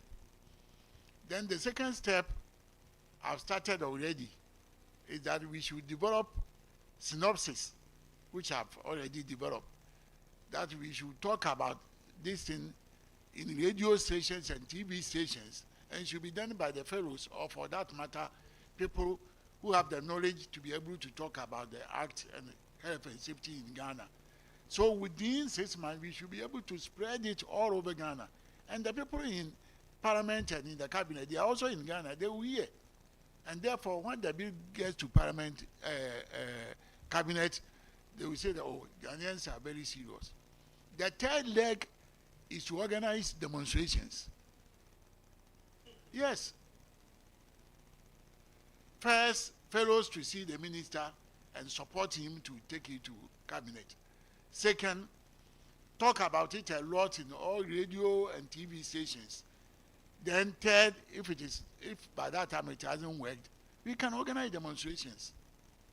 In Accra, get some people. I know a place where you can go and hire demonstrators. Do a placards for them, and it's about it used to be 10 cedis a day, but nowadays it's going to about 40, 50 a day. And they will lead us, and we will do demonstration nicely and go and present our bill with a letter attached to it to the president. If president is there and then the people are drumming, they are coming, they say, oh, they are from safety, they want to present their new bill that ILO has attested to him to make sure that it is passed. This is what I did for the Road Safety Act. By that time, President Mahama was the vice president. And you know what I did? I used certain speech he made for us to prepare the video that was taken to the ILO. And by the time we were taking it to the IRO, he had become president. So we removed the vice and became president.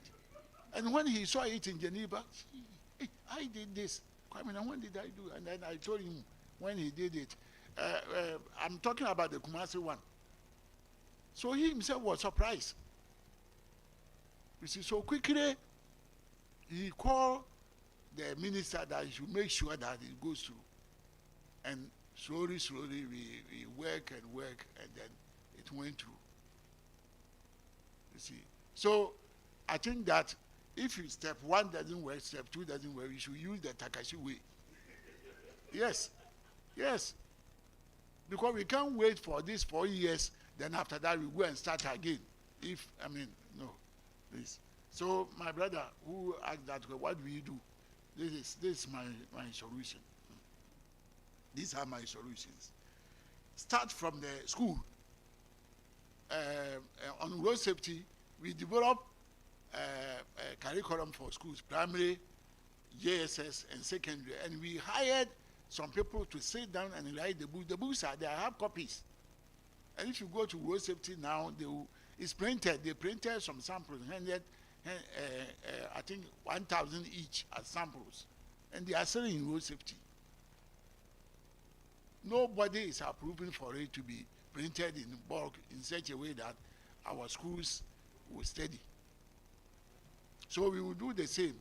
That catch them young. Safety should be studied in our schools, primary, JSS, secondary, and even at the university.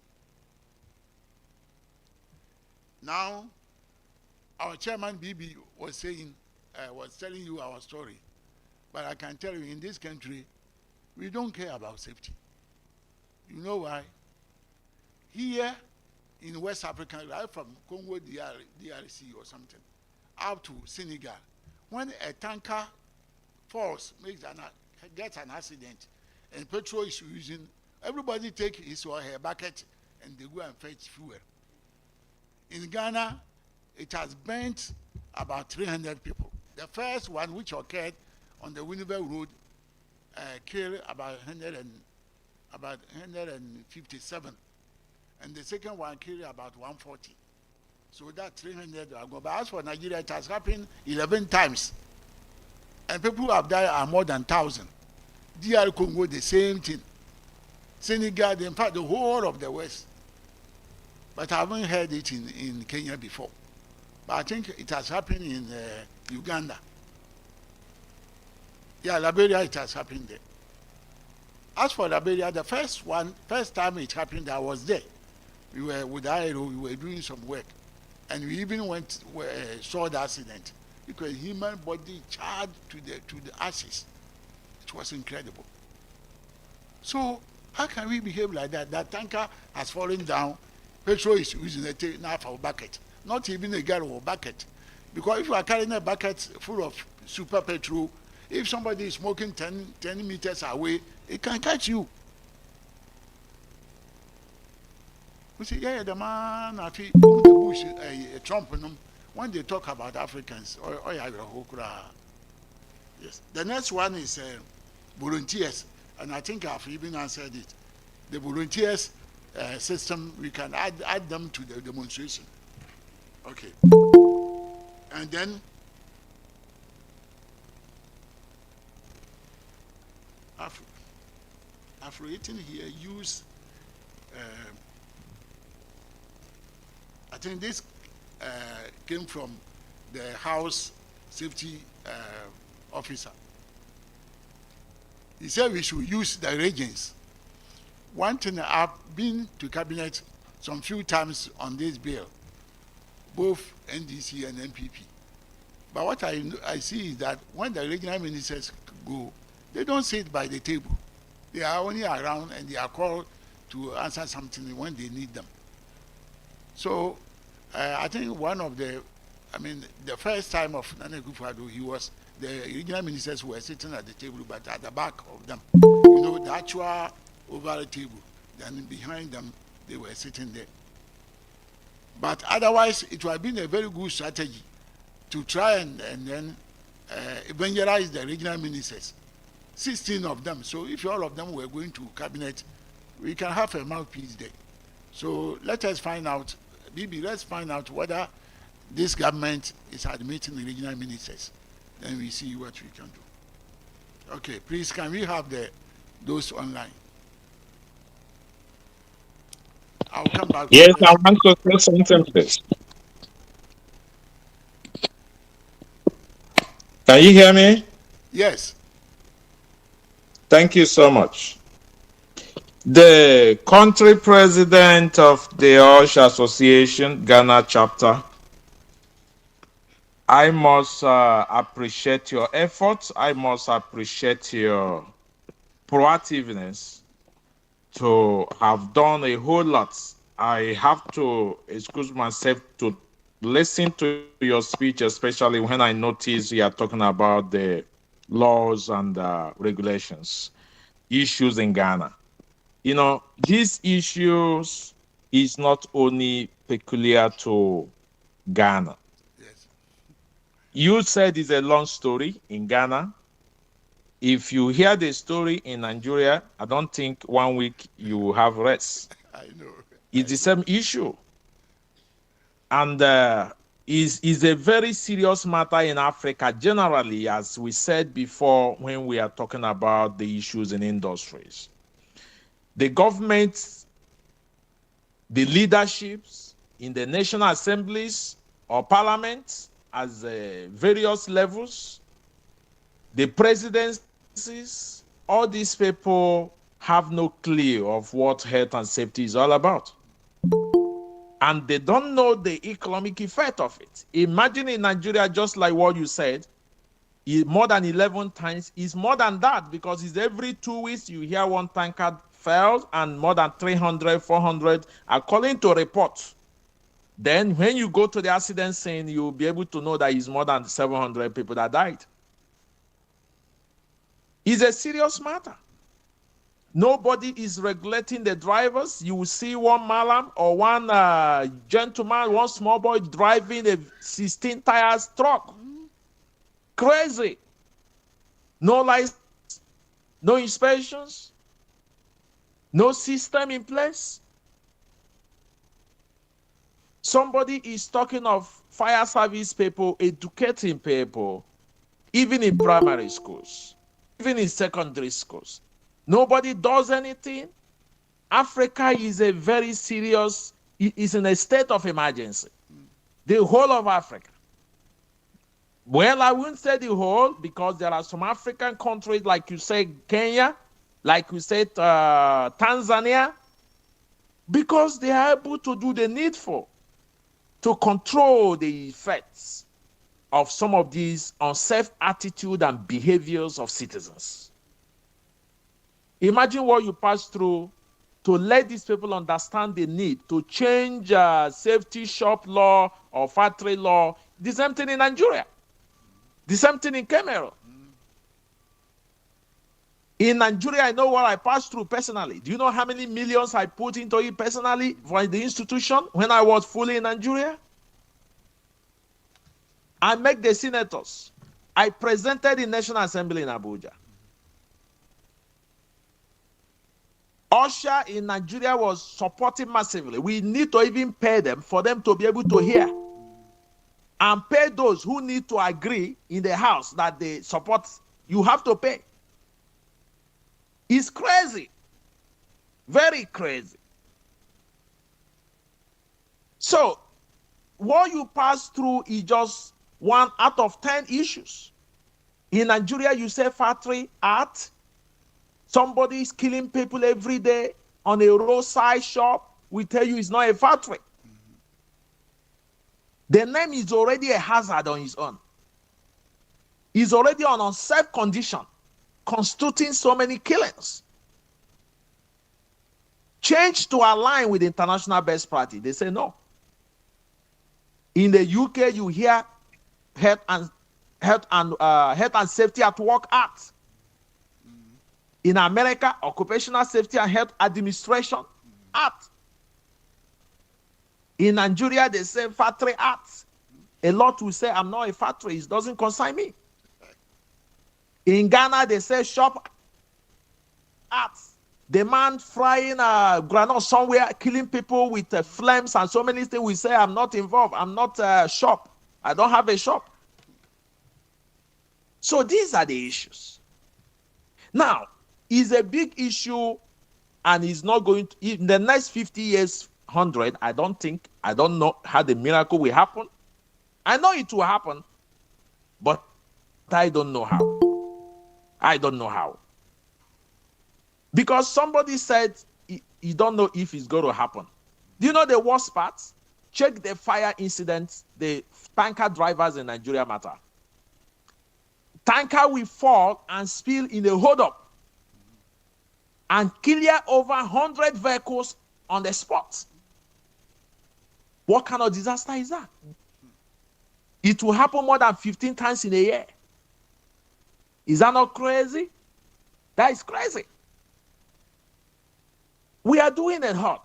We are doing a lot. Hsse Association is doing a lot in Ghana. In Nigeria, we are doing a lot. In Africa, we are doing a lot. We have unveiled massive training, free scholarship for students in universities entering the industry in the next 1 year, 2 years. Massive training for them on zero cost. Is ongoing in Ghana, Nigeria, Cameroon, Liberia, the Gambia, and Seychelles, also this country, and is under my authority. I'm supervising all the operations right from here in the UK. The point is, we need to keep pushing, because if you ask me a shortcut to that, I don't see it very close. So the only way is for us to keep pushing what we can do, sensitize the people, and see how people will be able to push on their own. Okay, last year, we invited people to the UK House of Parliament to discuss the role of politicians in driving safety standards in their various countries. We have Ghana representatives. Nigeria National Assembly sent 8 delegations. And the 2 ministers from Zambia was there. The First Lady of Sierra Leone was there. They were all in the parliament in the UK. And we were discussing this matter. Now, you said Nigeria, in Ghana, they were not able to understand the need to change the name. Do you know in Nigeria, as I speak now, they have already passing a bill and neglect the key based on ILO C155 convention standards, which is what? Align the policies or the name to align to cover all oppression, all workplace, all occupation. I was shocked to hear last year they have to push National Occupational Safety and Health Board. I said, but that is not what we have been pushing over 15 years. No. Over 15 years, Nigeria have been fighting to pass the Hsse Act, which should give birth to an authority or to an agency or to whatsoever that will govern every occupational safety occupation, that will govern every occupation, even the shoemaker on the street. That is his occupation. That is the ILO convention standard. But they left it and have to push the presidency to sign National Occupational Safety and Health Board to carry out inspections. And is that a problem? That can solve the problem. So it's a whole lot of problem from the top, and I don't blame those at the bottom because there is no control. Because there is no control, anybody can do what he wants, expose the citizens to whatever they want. People will die and they will settle with money and nothing happens. It's a very high risk zone. That continent is a very high risk zone.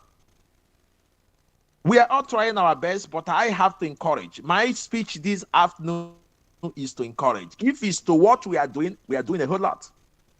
In Nigeria, Hsse Association is the only institution in the whole country that is visible, dealing with the government, and doing a whole lot. The same in Ghana. So what I can say is to encourage. Don't be weak in the push. Don't be tired, because you don't know when it will happen. Your people may be in the queue when the disaster will happen. So you don't say it doesn't concern you. It concerns everybody. Injury to one is injury to all in safety. That is the way it works. So at this point, I want to encourage Ghana people. I'm going to be leaving, and I want to say thank you for your push, for your advocacy in the country. And from here in this year in UK, I'm going to discuss further with you, the president, and also the chairman or administrator. Let's see what we can do in our activities in the UK this year and see how we'll be able to, because that is the only way. That's the strategy I've used for Nigeria, because they want to travel out. So I try as much as possible to pull them out of the country and give them some little sense. And that is the way we can be doing it, so that the policy will be able to favor the citizens and address the issues on ground. Thank you so much, all, please. Thank you very much, Doctor. So, looking at my time, I thought I had more time. I didn't know we've used all the time. It looks like the program was getting exciting along the line, so I was consumed by the excitement. But looking at my time and discussing with the organizers, we need to cut something out, especially the panel discussion. At this point, we'll be doing the award presentation. And Mr. Kote, can we do it now? Okay. So Mr. Kote will take over so that we do the awards presentation. I don't know if any other person had a question, but if you do, please hold on to your question. Let's finish with the award presentation. And then, if there's a little room, otherwise you have to meet us back door.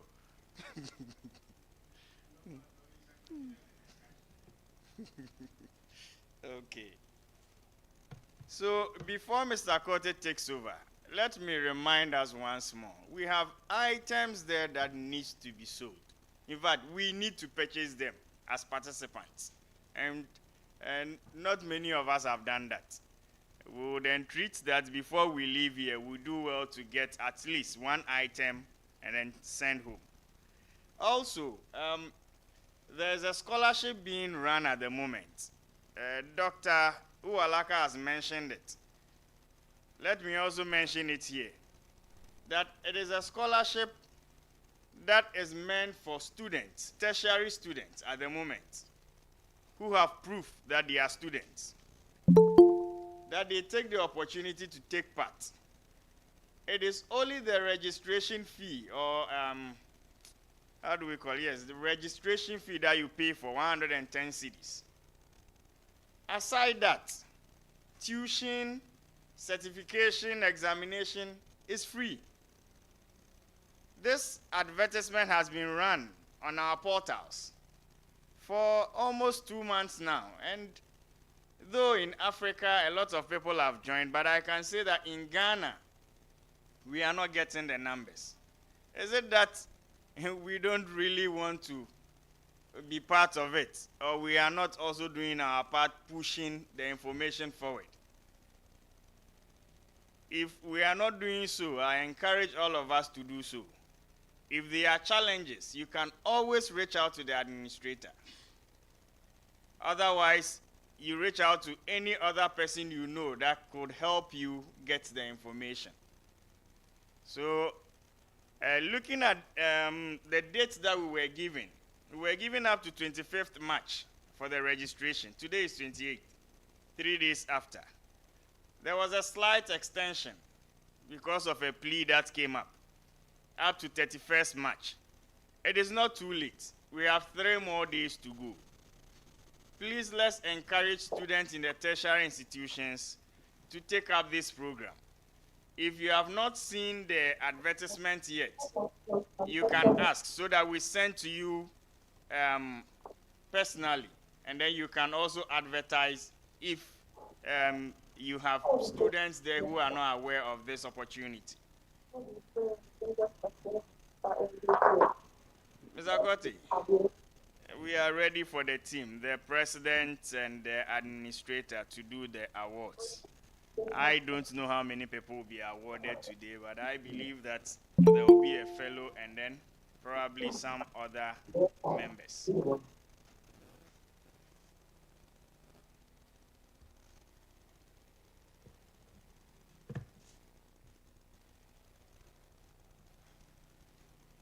Mr. President and Mr. Administrator, please, we are waiting for you to do the awards.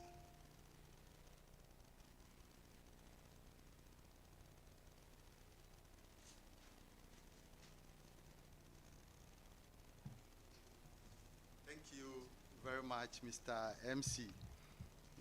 Seriously, I've been with you for over 10 years, and I didn't know you have such a skills in you.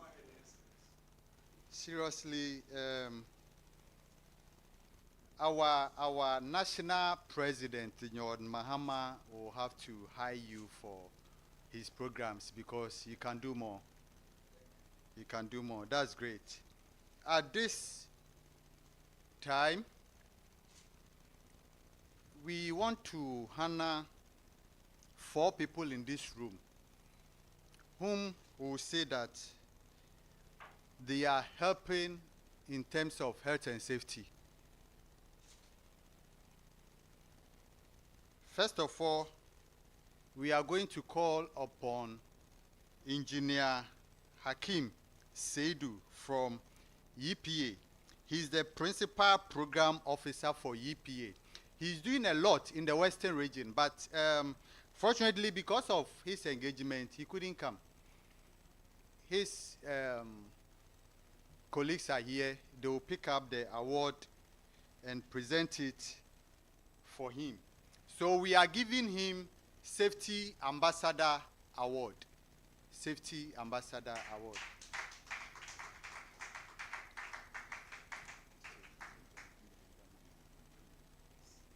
Because he's not here, I won't put it in your name.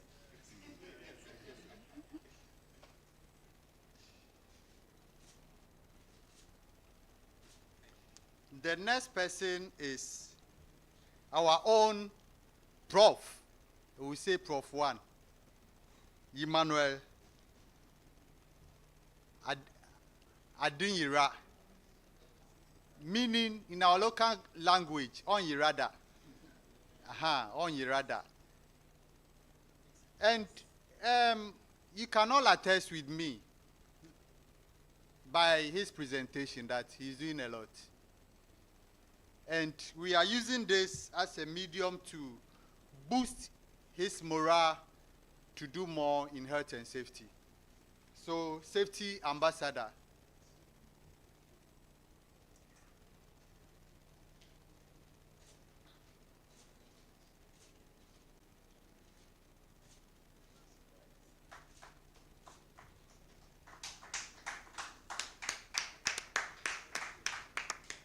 The next one is going to our own one and only Flight Lieutenant Foster Dide Mudu.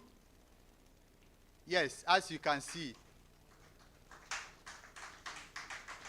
he's doing very well in the army, and he has promised that from today, he's going to accelerate in whatever he's doing. So to make sure that he has more fuel to do that acceleration, we are giving him the Safety Ambassador Award.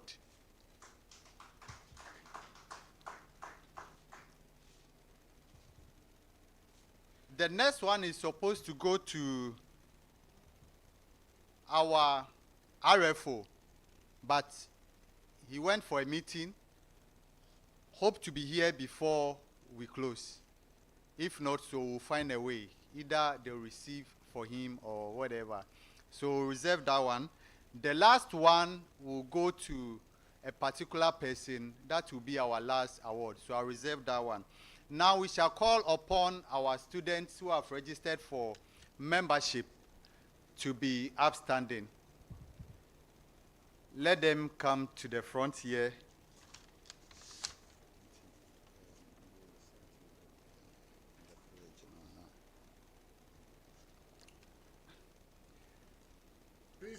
In the actual, they are supposed to be 6, but 4 of them were here, and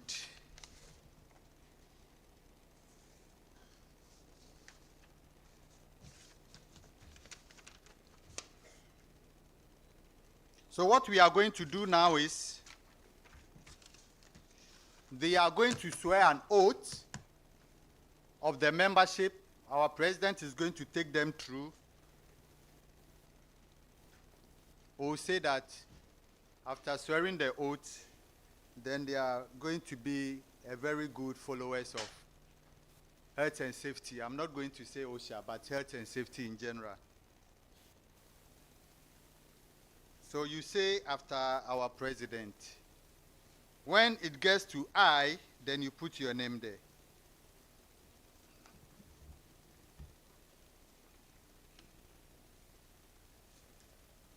Dear distinguished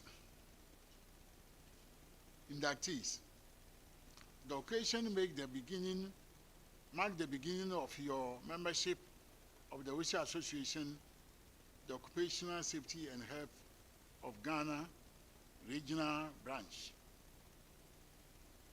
of Hsse Association UK. You are hereby authorized to participate in all our activities, and I don't know where I put my glasses. Is it on the table there? Wow.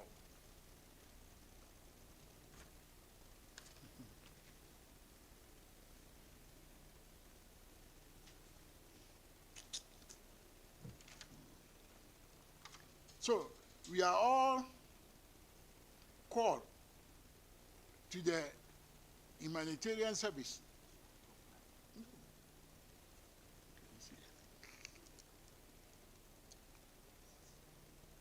We are all called to this humanitarian service of saving lives and promoting safety, culture, and behaviors within our organization and the public at large. This is the obligation we all owe our communities and the country at large. You will be inspired by our motto, promoting safety, saving lives. In all this, we seek to make our indelible mark on the lives and welfare of employees within our environment. We therefore ask, as we admit you to the fellowship of Hsse Association, in line with the aims and objectives of the association, will you join our company, our friendship, and our fellowship in an effort to strive towards these objectives? If you do, please read after me. I do hereby pledge that I will do my best at all times to the best of my abilities to abide by the association safety code and practice and support the vision and mission of the association by giving the best of my time talents as generously as possible for service to mankind and society at large, that above everything else and at all times I will behave as a safety leader I will behave as a safety leader. To save laws and guide others. To make laws, to make laws safe. To make safe laws and guide others in safe manner. In a safe manner.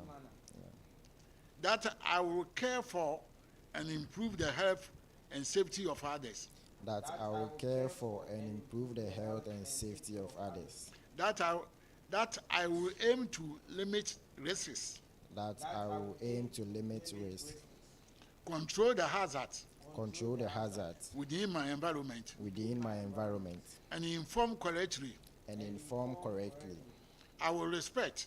I will respect. Remain proactive safety ambassador. Remain a proactive safety ambassador. Remain a proactive safety ambassador. Remain a proactive safety ambassador. And protect life. And protect life. This I declare solemnly. This I declare solemnly. Out of free will. Out of free will. And on my word of honor. And on my word of honor. As a member of Hsse Association. As a member of Hsse Association. Promoting safety and saving lives. Promoting safety and saving lives. So help me God. So help me God.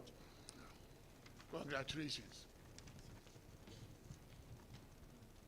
The certificate is there. I have to, they have to be given to you, but I haven't signed yet.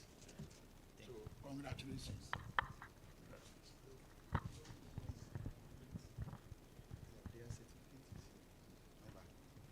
Yes, after the pledge, we are going to issue their membership certificate to them. This is a new format of Hsse Association certificate.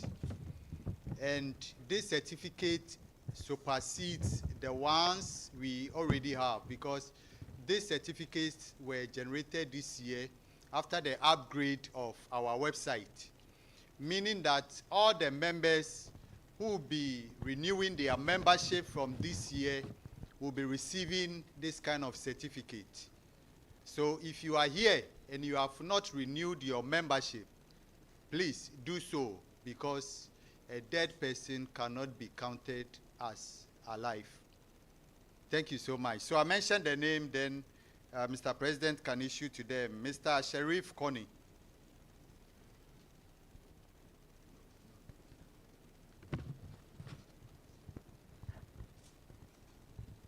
Mr. Amo Ado Daniel Goffred.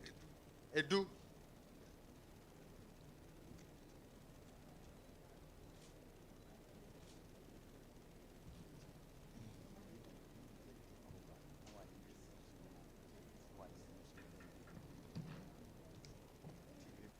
At this point, I want to invite our chairman of the fellows.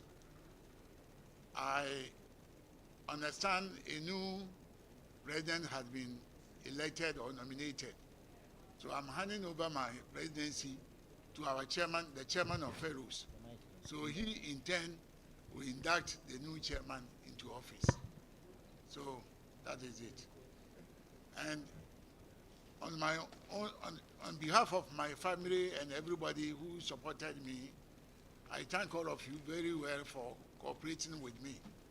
I've been a president for 3 years since Kumasi, and normally I think it's 2 years. Yes. Yeah. So I thank you so much for your cooperation. Thank you so much.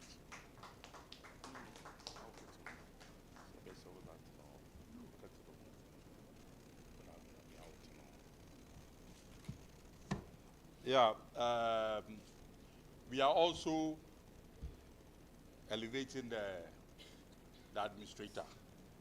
That is, he was a member of the association. Now we are elevating him to become a fellow. And so, Jonas, and normally fellows, they were gone. So he's gone this year.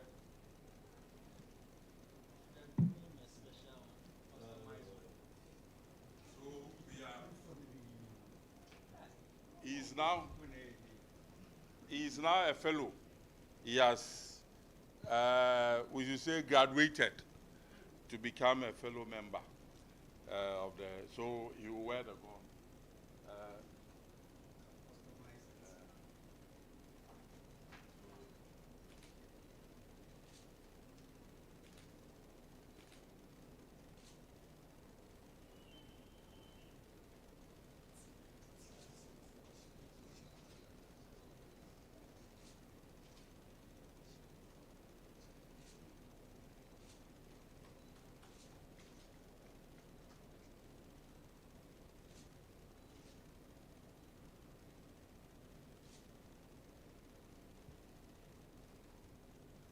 So he's now, his credentials will be changed from Mosha to Fosha. And then this is his flag to indicate that he is now a full fellow member. We have to see it.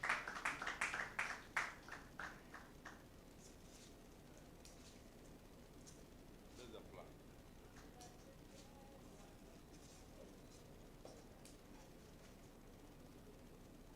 Thank you very much. Now,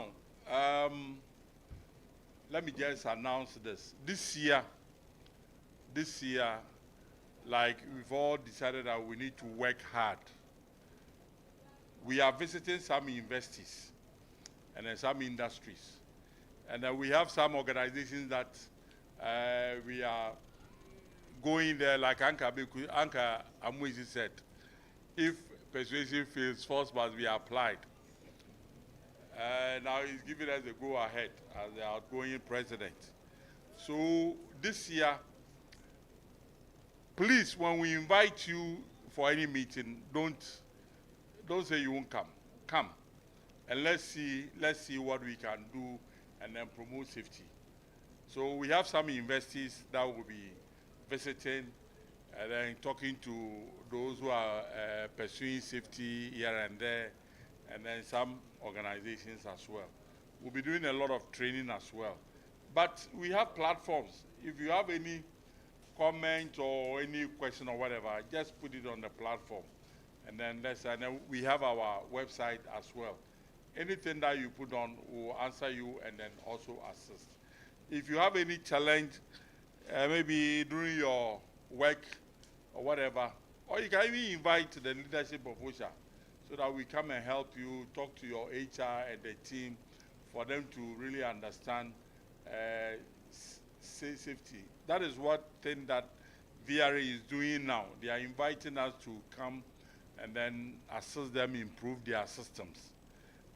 We've also done for ECG, we've done for so many organizations. That is a few, and then even this university at Sunyani, UNE, and then the University of Allied Services and all those that. So we are giving them all this and then helping them to make sure that at least we go forward. On this note, I think we are done.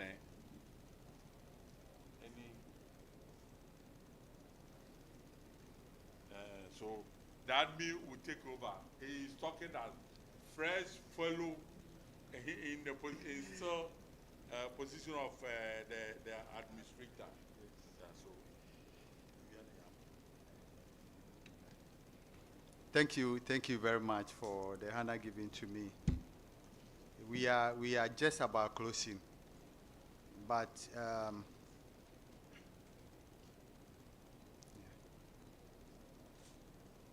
we are to live here with something like, let me use the word fuel, because we've been running for hours now and our fuel tank is almost at the red light. But I'm told that the filling station is just getting prepared about 20 minutes time so that we can fuel our tanks. So please, bear with us. At this time, like our president said, his term has ended from today, and from today, before we say the closing prayer, or before I leave this area, he will be handing over to the next president who will be taking over for the next 2 years. And the next president who will be taking over has already piloted this honorable flight before. It is now time for him to come for the second time as our Honorable John Dramani Mahama has returned for the second time. Excellency, yes, Excellency. So at this time, we'll call upon Engineer Albert Thomas Bismarck Boachi. And we'll call our current president, Mr. Kwamena Amoesi Ando, to do the handing over.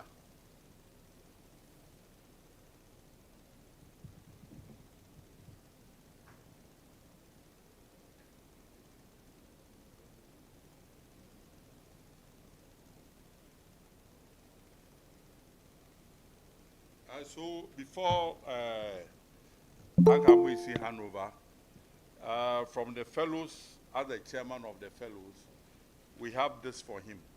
And it goes like this: in appreciation of your many years of dedicated service, devotion, and commitment to this association, that is Hsse Ghana, you indeed have distinguished yourself as the zealous and pragmatic leader and held the position as a country president, Ghana chapter, for a very successful 3 years. You were nominated and elected as the country president on 23rd March 2022 till date. Through your unending and unrelenting effort, the members and organizations have benefited in diverse ways. We thank you for all your encouragement and guidance through the development of Hsse Ghana. We all stand united to say, well done, Ayuko. Thank you. This is a citation for Ankamwisi.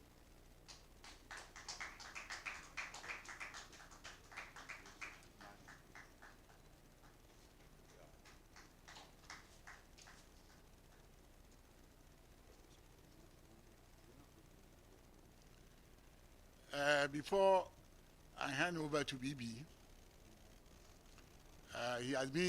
he was our first president, and he's coming back. And I have to talk to him. He knows inside out of this association. But as all of you agree with us, our association hasn't achieved to become a complete national organization recognized by everybody. In fact, about 3 weeks ago, when I talked about it in a TV station in Accra, they were surprised that organization like that exists.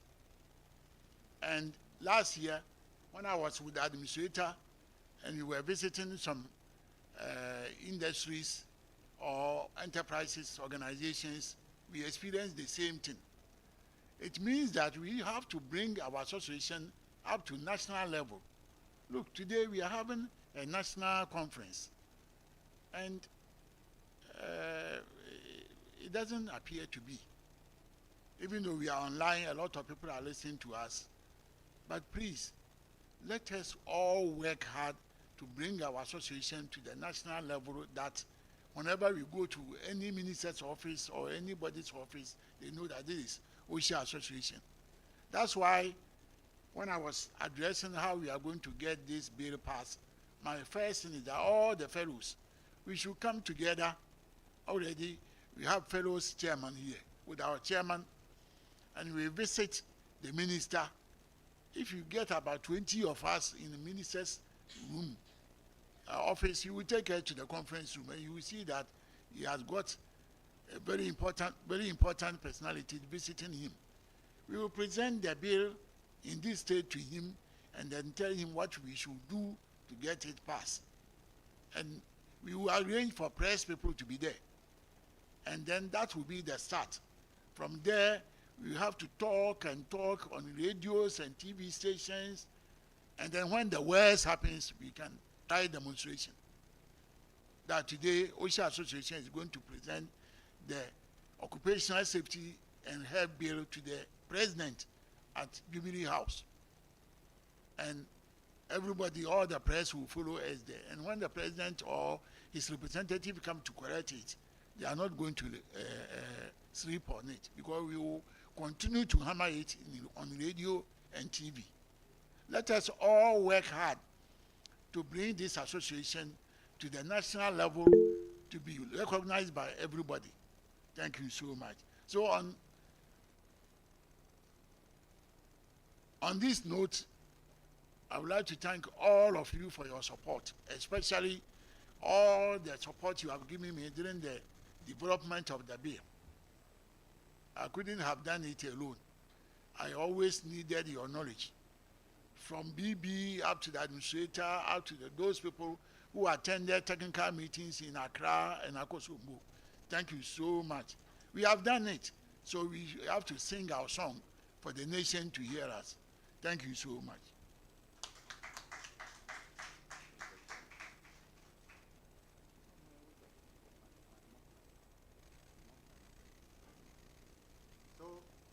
At this time, our current president is handing over to our incoming president by giving him the presidency muffler.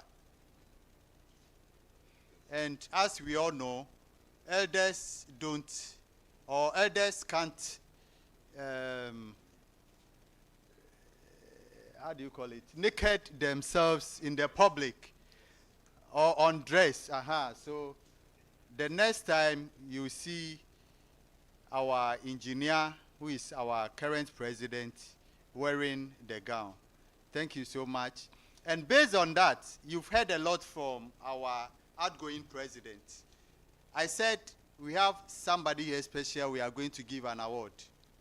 So our outgoing president is also going to receive an Ambassador of Safety award. So our new president, as the health and safety bill is like his baby, fighting for it, we are boosting his morale to go to the extent.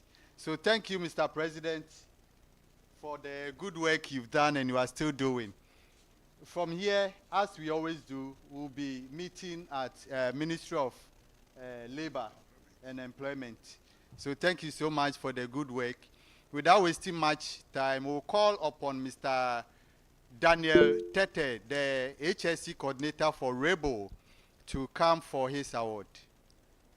The general manager is also supposed to be here, but currently at a meeting. So Mr. Daniel Tete.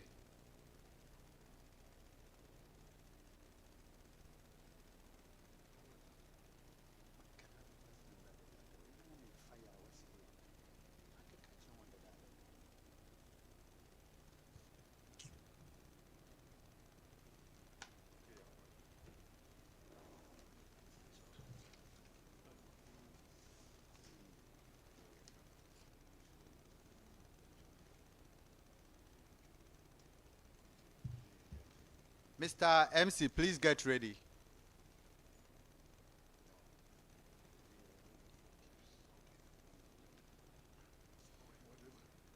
Mr. Tete is doing a lot in terms of health and safety promotion. Please bring us the award.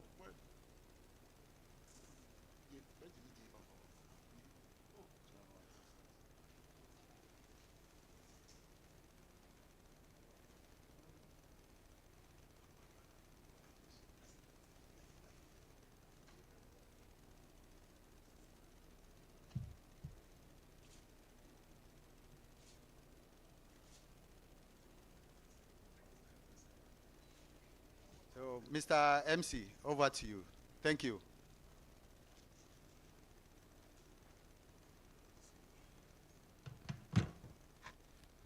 As a jealous MC, after witnessing so many people being awarded, and my senior colleague, the administrator, moving on to a fellow member of the association, I think that in the next year, I should also be a fellow. I know I've not reached there yet, so allow me to bluff. Anyway, you know, I remembered a time in Ghana when we used to say JA 50 cents. I don't know if any of you remember. I'm being a bit political, so I don't want to go into details. But we used to have a term, JA 50 cent awards, where a president will award people and award himself. I'm not saying Mr. Richmond did same, because this one we saw that it was the Council of Fellows who did that. So me, I'm campaigning for myself. I'm a politician, a serious one. I'm campaigning for myself so that I'll be a fellow very soon. Even though I know I have more years to go. Anyway, so at this point in time, we've spent the whole day here. It's as if we went to work full time. Anyway, HSC is also full time. As part of the messages that we're supposed to read out to you, which I almost failed. There is one important message here that we all must hear before we leave here. It's a goodwill message. I'm reading. I wish each one of us a success as we harness technology to overcome today's HSSE challenges, creating safer workplaces and a more sustainable future. Together, let's innovate, collaborate, and drive positive change. Stay safe. This was by Moshe Samuel K. Ojate. He's a very good friend of mine as well. You know, he's a member of the association. I like him so much. He's also very good when it comes to training. So it looks like, as for OSHA, once you pass through training, you yourself, you become very good for training, unless you are not ready for it. Okay, so we have closed. But then we started with a prayer. We need to end with a prayer. Do you want to volunteer? Okay, so our brother Sharif, I hope I got the name right, is volunteering for the prayer, closing prayer. So Sharif, you have the floor. You can do it if you're a Muslim. You can do it in Arabic if you want to. Can somebody give him the mic, please?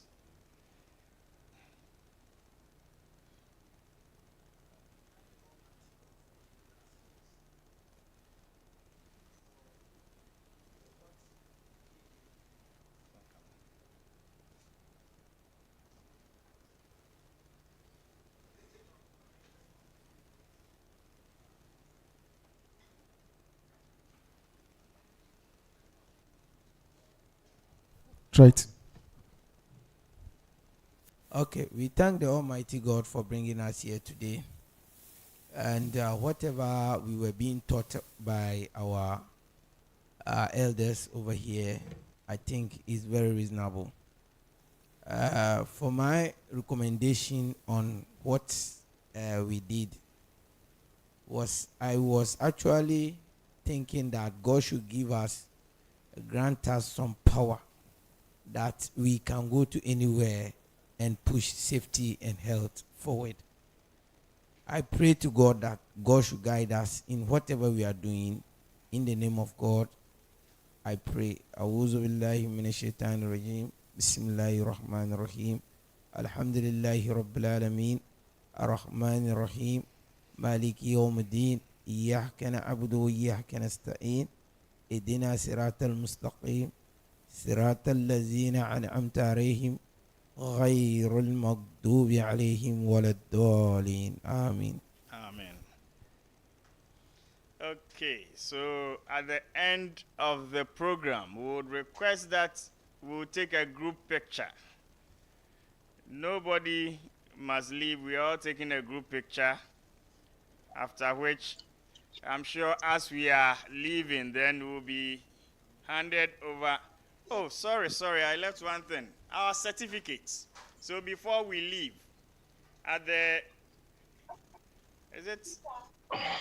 who will be doing the distribution? Is it at the end there or this side? After the picture. This for you are confusing people. We'll I think I'm permitted to leave. The photographers, please, where are we taking the picture? In front. There's a backdrop outside. Oh, okay. So please, like the admin said, we go out for the picture, we come back in, we take our food and then our certificates. Thank you very much.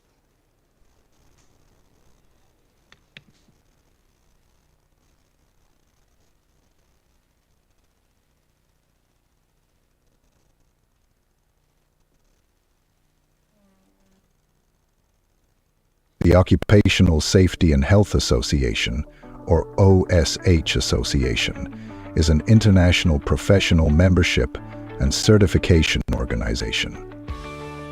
Our mission? To promote safety across industries worldwide. The first, opening to passing, is an obscure electoral zone in California from demonstration. In the fields of health, safety, security, and environment, OSH Association provides members with the tools and resources they need to excel. From expert guidance and training to impactful events, we empower you to lead the way in preventing workplace injuries, illnesses, and fatalities. By joining OSH Association, you showcase your passion for safety, your commitment to excellence, and your expertise in ensuring the safety of lives and properties globally. Together, let's make the world a safer place.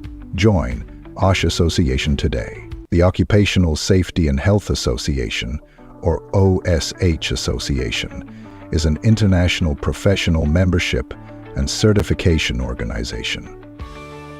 Our mission? To promote safety across industries worldwide.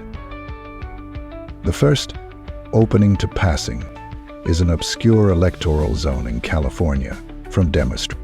In the fields of health, safety, security, and environment, OSH Association provides members with the tools and resources they need to excel.